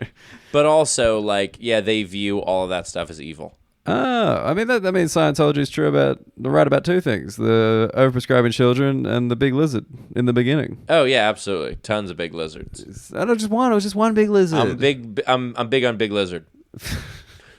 I don't know what this is. They really missed a trick to call that big lizard Godzilla. You know what I mean? Just like right there, God.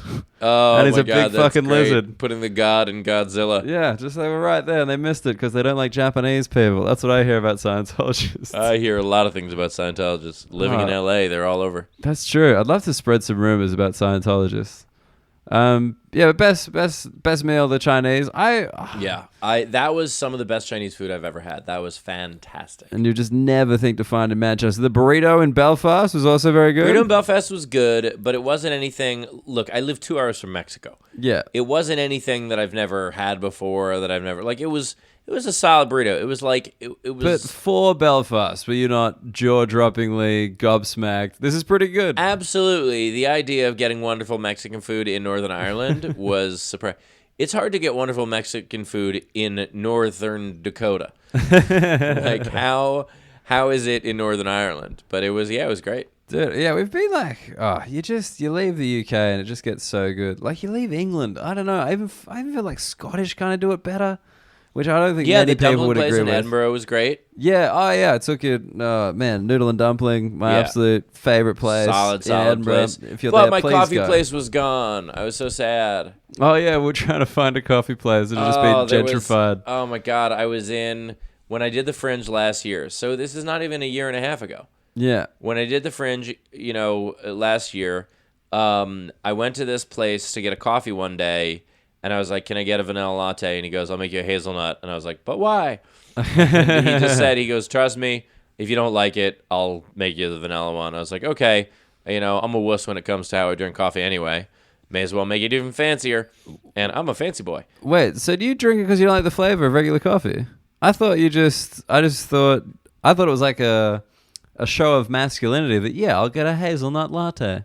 That's a show of masculinity that you don't care? I can drink this without being I worried like the taste. what the boys will say. No, because I could taste. never order it. I'd probably like the taste, but I could never. Well, that's part of... I don't care what people say because I do enjoy it. It's the same way my friend was giving me shit for wearing earmuffs once. We were in St. Louis. It was Fahrenheit. It was 2 degrees Fahrenheit. Okay, so it's minus 10? It's minus whatever the fuck it is. It's the end of the reasonable scale. Sure. And we're walking. It's only like 2 blocks, and like I put the earmuffs on, and it's not. I don't have like the big puffy ones. I have like the very thin, streamlined, very thin, elegant, flat ones. They're like the completely earmuffs. flat ones. They go behind your head instead of on top, like behind the neck. The modern ones, and he. Like, my buddy made fun of me for wearing the earmuffs, and I'm like, I don't care, man. I'm not as cold as you. Yeah. So enjoy it. I mean, I have been feeling mildly superior to for the fact that you have more cold weather items than me. Oh, I need way more cold weather items. I have a comfort zone of, and I can only speak in Fahrenheit. I don't really know. Well, I guess I know this in Celsius. I have a comfort zone of like 19 to 22. That's it. That's pretty much it. Higher or lower danger. That might even be exaggerated because I don't know the conversions so well. Okay. So it's really that like 68 reasonable. to 72 degrees. That's my comfort zone. If it's colder than that or hotter than that, I get a little uncomfortable. And that's why LA designed for you. LA was made Perfect. for me. There's so few Mediterranean climates in the world, and LA is one of them. Nice. Well, there's also the Mediterranean. Greece. Living in Greece. Living in Italy. Yeah, I haven't really thought about that. I think the sun would be an issue, but I guess in LA there's the sun. Yeah, LA is the sun, but I mainly go out at night, and there's also a lot of shade in LA. A lot of shade? Mm-hmm. It's known Tons for of trees. shade. Okay, interesting. Best buildings. Best looking people. Best looking people. Women, Poland. Really? Poland. You were like... Absolutely. Your joke is true. I had never... I didn't understand your joke until I went to Poland, and I was like, what in the fuck is this? Yeah, they're good-looking bunch. I don't know. Hotties. Underappreciated, I think, in the hottie chat around the world. You never hear... Because I've heard about Scandinavian women before, and the first time I came to Norway 2 years ago... I was with Andrew Rivers. We stepped off the plane, and he just goes, oh, my God, every woman here looks like Giselle. And I said, yeah, but every guy looks like Thor. Yeah, they're all so hot. Right, and that's a problem. But in Poland, every woman is, just looks like a Eastern European supermodel, and every guy looks like their agent. Like it's not... Or their pressuring father. Yeah, it's not as... And I'm sure there are very attractive Polish men, but it is not as common. I mean, I'm sure none of them listen to podcasts, not even just this one, but I don't think attractive Polish men listen to any podcast. Yeah, because you don't think that they exist. Yeah, they're just out there killing it. They're just like, I'm the only attractive man out of like 100 in Poland. This is a great time. So I think so. Overall, average people, not just women, I would say... let's go into men. Let's just go hottest men. Hottest men... I mean, I was going to say overall people, so this would include men. Gotta be either Oslo or Stockholm. Really? I got something about I don't mind a Dutch man. The Viking. All right. I like it. Just they're kind of long. Yeah. Like, they just say, yeah, I think they're all right. I like the Dutch. By the way, hopefully me drinking water was not a very weird sound of the mic because it sounded a little farty. Look, I'm sure they'll forgive you. Yeah. It is late. I'm trying to think if there's any other good questions for like worst people. Oh, there we go. Worst people. Worst people. Come on, who bugged you? Because I got 2 answers, I reckon. All right. Well, I mean, your answer is always Belgium. I mean, that's part of the answer, of course. But you had a lovely show at the Cali Club. That's true. Second one. Yeah. I like that we played like the perimeter of Brussels. Like we weren't ever in the center. We were will like not at go the top and at the bottom. We stayed in the center. Yeah. but we did not perform in the center. Yeah. I think worst people. I mean, that Brighton Late show sucked. Right. The Brighton Late show sucked, but the Brighton Early show was so good. But I don't even mean like just in the crowds, or just like interacting with them in the day to day. I know like the show. I know the shows do dominate, and that's what I was gonna say. I think like for me, like the Belgians, like as an audience, I don't generally like. Although the Cali Club, I can't fault them; they were fun. But like the one thing that's really bugged me, this is in Norway and Sweden. Like motherfuckers don't know how to walk on the street. Yes. It's driving me mental. And it's so cold. Yeah. That it's like you got to move out of the way. There's a thing I noticed here where people will walk in a straight line regardless of who's in their path. If they are setting off to walk straight, if I have to like step out because there's someone else on the other side, or there's construction, or there's a rubbish bin, or do you see how I talked in British? Yeah, you did very well. Trash can. There's a trash can. Yeah. Garbage can. If I have to step to the side, then that person will just keep walking straight as if I'm not there. It's very strange. I saw it happen 5-6 times. And I think there's like another thing where they don't like make noise to indicate that they would like you to move, or that and if you make any noise, they get very freaked out. They're like, when you're just like, excuse me, like, oh, like, yeah. Well, what did I do to make you talk? It must have been terrible. Yeah, it's like, well, I mean, it kind of was. You didn't move. That was definitely a factor. I just want to shove them. I want to shove these. I think they're just having too much room. Norway seemed hideously overcated as a country. What's been interesting though is, so I'm pretty much wearing my Comedy Juice hoodie almost everywhere, and seeing how many people just started talking to me in another language, even though I'm wearing an English shirt. Yeah, but they do that. Right, and I know people where, I mean, I know American culture has permeated everywhere, but it was just interesting to see that, like, there wasn't a moment of like, oh, is this person not one of us, even though I don't look like I would be. Yeah. I'm trying to think what country. I mean, obviously Scotland I would fit in the most, I think. Yeah. This tall redheaded guy. Yeah, I think like you're Belgian. You don't look very Belgian. Like, yeah. But up here you got the redheaded Scandies, like these odd looking. Yeah, but they don't look like me. It's a different redhead. Yeah, but if you're not paying attention, you just be like, I guess maybe. so. Because you're tall. Yeah. Like, you're tall, you're ginger. That could be Scottish, could be Irish. I believe they call it average height here. Average height. Oh, please, 6'4" still, mate. You're still above. Don't worry, baby. You're all right. Thank you.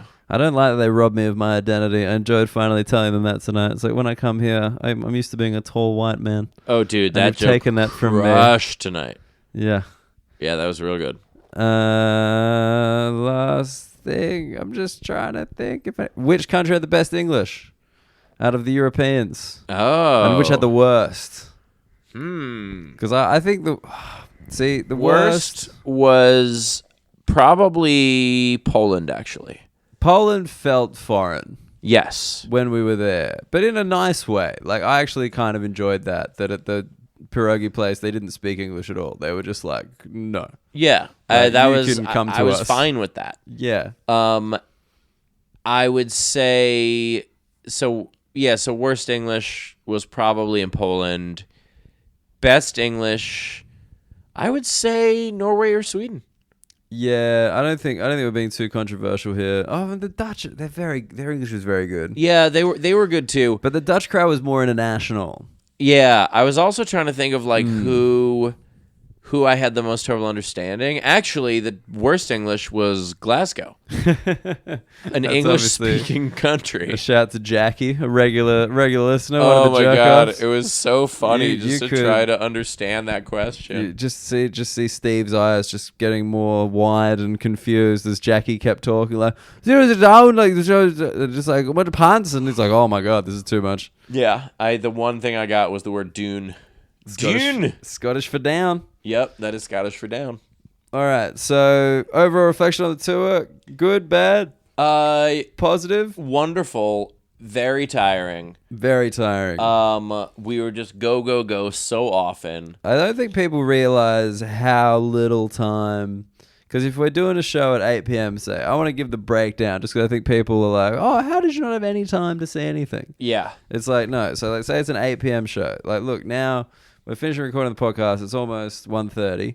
Usually we'd be in bed by 1, I reckon. Yeah, it was like, basically, because we would eat after the show. Yeah. So you eat after the show. You do like any like kind of winding down. You do any like work. You're always working. Yeah, doing check videos. the email. I mean, that's prime time for people to be awake in the States. Yeah, so you got to handle that, and then you sleep until like 8. Or Yeah, 9. sleep until 8 or 9. Most of the time our train's at like 11. We're not next to the train station. Yeah. So we have to get there. So it's like breakfast, train. Yeah, grab a bite, train, get to the next city. Average 3 hours in transit, I reckon. Yeah, check into the hotel, grab some food. By then, we're talking 4 o'clock already. Yeah. And we got to get to the venue half an hour before doors in order to set up. So that's an hour and a half before the show, typically. Yeah. And setup isn't much. It's, just putting up the camera, getting the audio. But, you're walking to a different venue every time. And sometimes the seats have to be rearranged. Because a lot of them aren't necessarily like regular comedy clubs. Like these are... Yeah, some of these were bars. Some of these were places that... Casino? Yeah, a casino that was like a room rental. And some of these places are places that do comedy, but haven't really thought it through.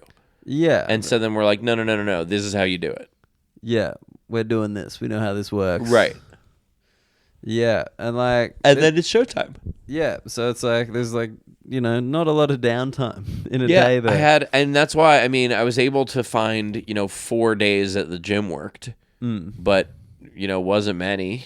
And I reckon I got a thing now. I've realized that the thing I hate most about doing comedy is when we eat is generally when the good food isn't available. Because today we were walking around after we slammed lunch real quick and before the show, like in this like non-eating window, and there was nothing but amazing food up and down the streets.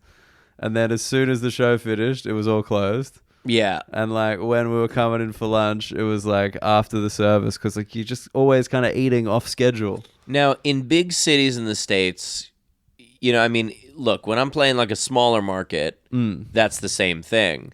But in a big city, and I'm not just talking New York. I'm talking New York. I'm talking Chicago. Seattle has a wonderful Thai place that's open till 2. And actually, my favorite restaurant in America, which is called Toulouse Petite, and it's in Seattle in Queen Anne, and it's phenomenal. And they have a wonderful late night tapas menu. And they're like you're gonna find that. And so that was one thing I was adjusting to here, where I was like, oh, kebabs. That's what's open now? Always. And when I say just here, kebabs. I mean like almost every stop we had. And that's part of why Manchester was so awesome, because not only was the food fantastic, but it was late. It was very late. Restaurants, please, just serve till midnight. Comedians everywhere will thank you. And there's bloody heaps of us now.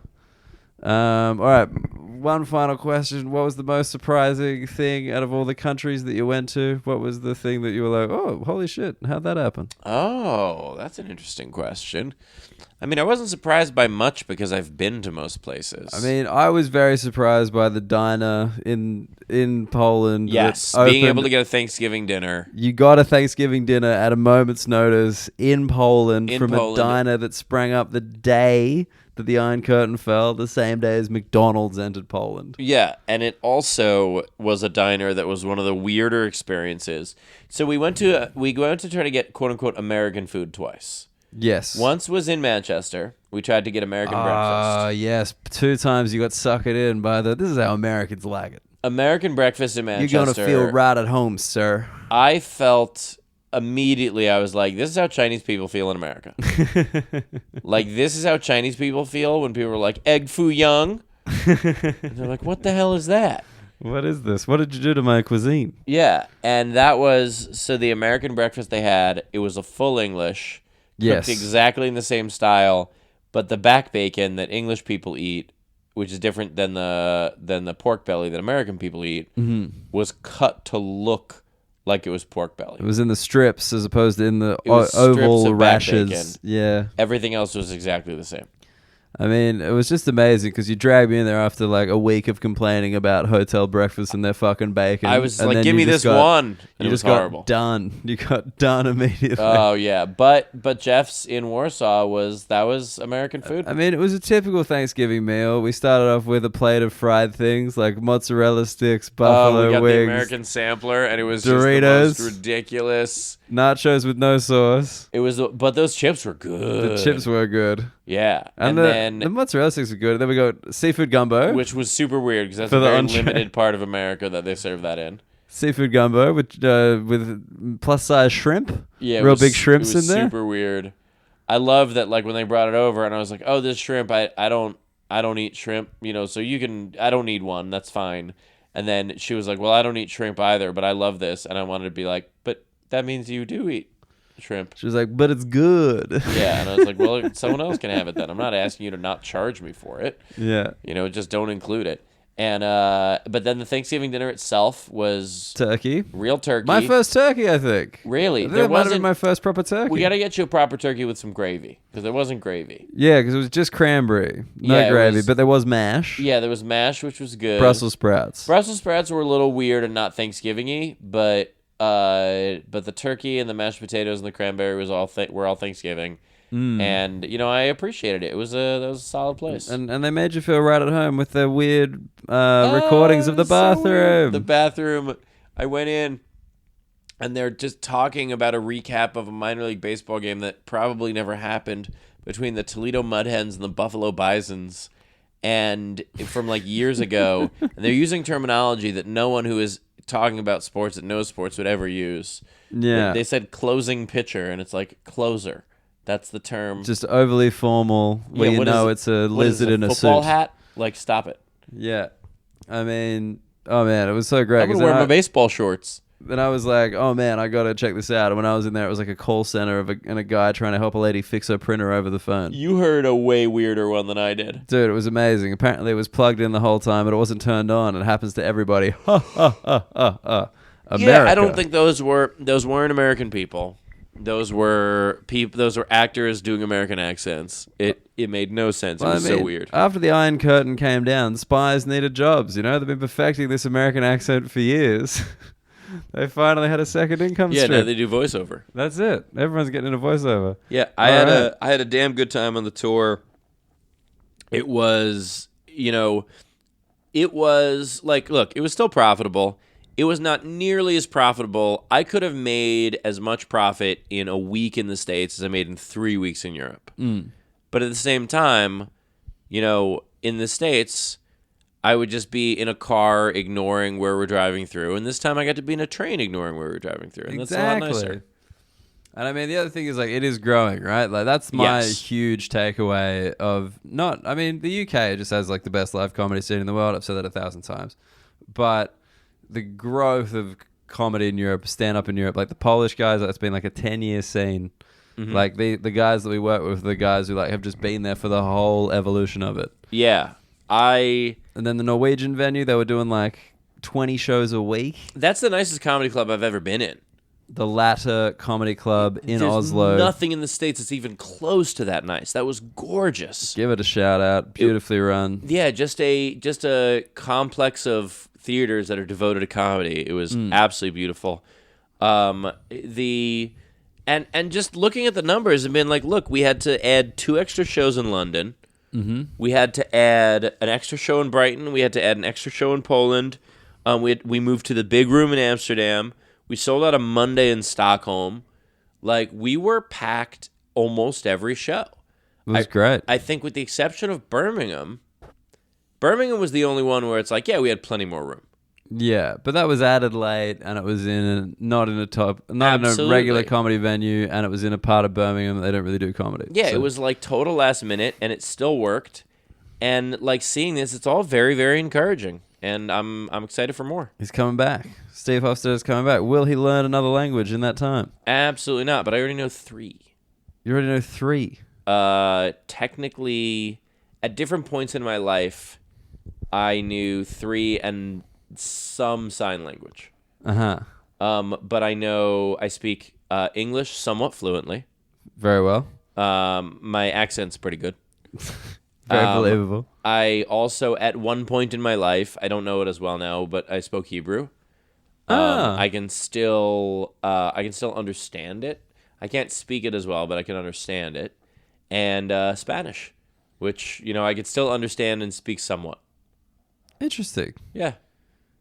Spanish was I learned in high school. Hebrew I learned in college. I did a fun thing because I was in college. I was in a joint program with the Jewish Theological Seminary, and there's mandatory Hebrew, Right. and I didn't speak it, and so you have like a placement test, and so I said, I don't speak any Hebrew. You got to put me in the remedial, like in the intro level, and they were like, well, you have to take the placement test. I'm like, I'm telling you, I don't speak Hebrew. I'm not lying to get an easier grade here. I don't speak Hebrew. So like, you have to take the placement test. So I said, fine. So I go in and take the placement test. On the first page of the blue book, I write, Dear Hebrew Department, I don't speak Hebrew. Love, Steve. And I handed in the test. And I walked out of that room. And I got put in the intro level because I do not speak Hebrew. They thought you were trying to get a cheap grade. Yeah. No, I don't speak it. And at the time, I didn't even read it very well. But now I can. Right. Interesting. Well, mate, we've already answered the question. If you could live anywhere else in the world, Edinburgh, Edinburgh, anywhere in the world. I looked at a house there. You looked at a house. It's true. It's a castle. It's making it pretty serious. All right. Well, look, I just want to say on record, thank you so much for having me on the tour. It has been truly one of the most exhausting things I've ever done. You did a wonderful job on record. I'm happy to say you did a fantastic job. This tour would not have been what it was without you. And happy to have you on and looking forward to doing it again with you in Australia. Hell yeah. That's it. The hottest scoop. Australia, January 10. It kicks off, somewhere around there. We're working on it. We just added the Christchurch show in New Zealand. Amazing. So now officially on the calendar on my website available are Adelaide, Brisbane, and Christchurch. And Perth is coming up within a day or two. We're almost done with the contract, and we're adding a bunch more cities. Guys, the official Hofstetter, Muggleton, Australia, New Zealand, 2020. I can't wait to hear you do all of your local jokes. Oh, fuck, I've forgotten all of them, to be honest. I've got all this Danish gear. You'll just do a bunch of jokes, be like, right, Danish people, and they'll just be like, what are you talking about? What about these fucking Norwegians, I tell you. Yeah. Steve Hofstetter, the way we end the podcast is you say, cheers, mate. Cheers, mate. Fucking nailed it. Ladies and gentlemen, jerk-offs, it's been a pleasure. Steve Hofstetter, good night. How I wanted to be with you on a coldest night. All right, that was my chat with Steve. I know it was a long one. I apologize for the fire alarm interruption. That was a genuine thing. I don't know how well you guys would have heard it on the podcast, but there genuinely was a fire alarm and a bunch of Swedish people not doing nearly enough about it. What can I say? They're a rough and tumble group. But yeah, the tour was awesome. I hope you guys enjoyed me generalizing about European people and, of course, my hatred for the Belgians. One of the things that, you just got to have something to wake up for. Wake up in the morning for. There we go. Landed the sentence there. Wake up in the morning for, and mine is the hatred of Belgians. Why not? And I like to think it's the Flemish Belgians. I don't know why. I think it's more fun to dislike them as a group than the French-speaking Belgians. But thank you for listening. I hope you guys enjoyed it.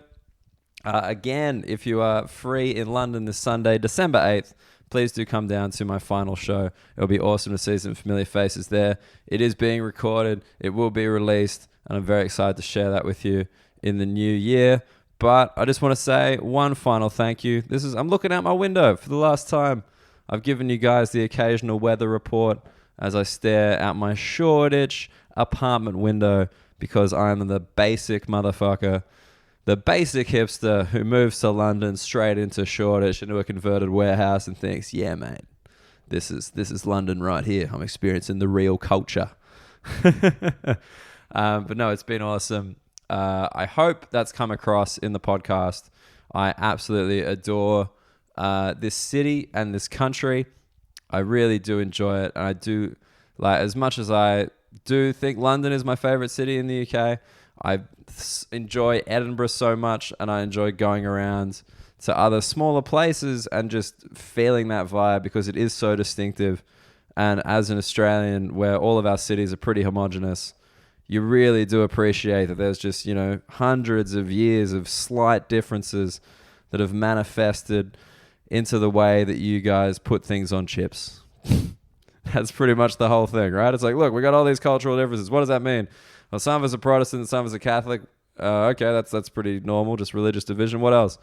Well, in the south, they do vinegar and salt. And in the north, they do gravy. And in Scotland, they do curry. It's like, oh, okay, anything else? No, that's pretty much it. So, thanks so much for listening. Hope to see you on Sunday. Don't worry, episodes will be coming out weekly, even though I'll be flying Singapore, doing a quick show in Singapore on the way home, which is exciting.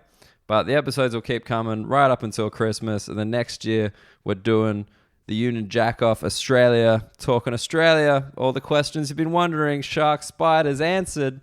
But to take us out, an Australian in London. How appropriate. Alex Gibson, Spirit Girl. Here's the full track. Cheers, mate. I've been living such a lonely, lonely life. You run in circles just to see that you're alright. But I wanna break free with all that I know. Like running water wherever I go. You're a spirit girl and you're running wild. You're shooting across the sky, but you're fading out. How I wanted to be with you on the coldest night. You're a spirit girl and you're running wild. We were driving through this tiny little town, locked to the rhythm of her body next to mine. We started dancing in the dimmest candlelight. It's an illusion that I really cannot fight. But I wanna break free with all that I know. Like running water wherever I go. You're a spirit girl and you're running wild. You're shooting across the sky, but you're fading out. How I wanted to be with you on the coldest night. You're a spirit girl, you're running wild. Oh, you gotta be free to be yourself in time. Real love is so fucking hard to find. Be free to be yourself in time. Real love from you will never be mine. You're a spirit girl and you're running wild. You're shooting across the sky, but you're fading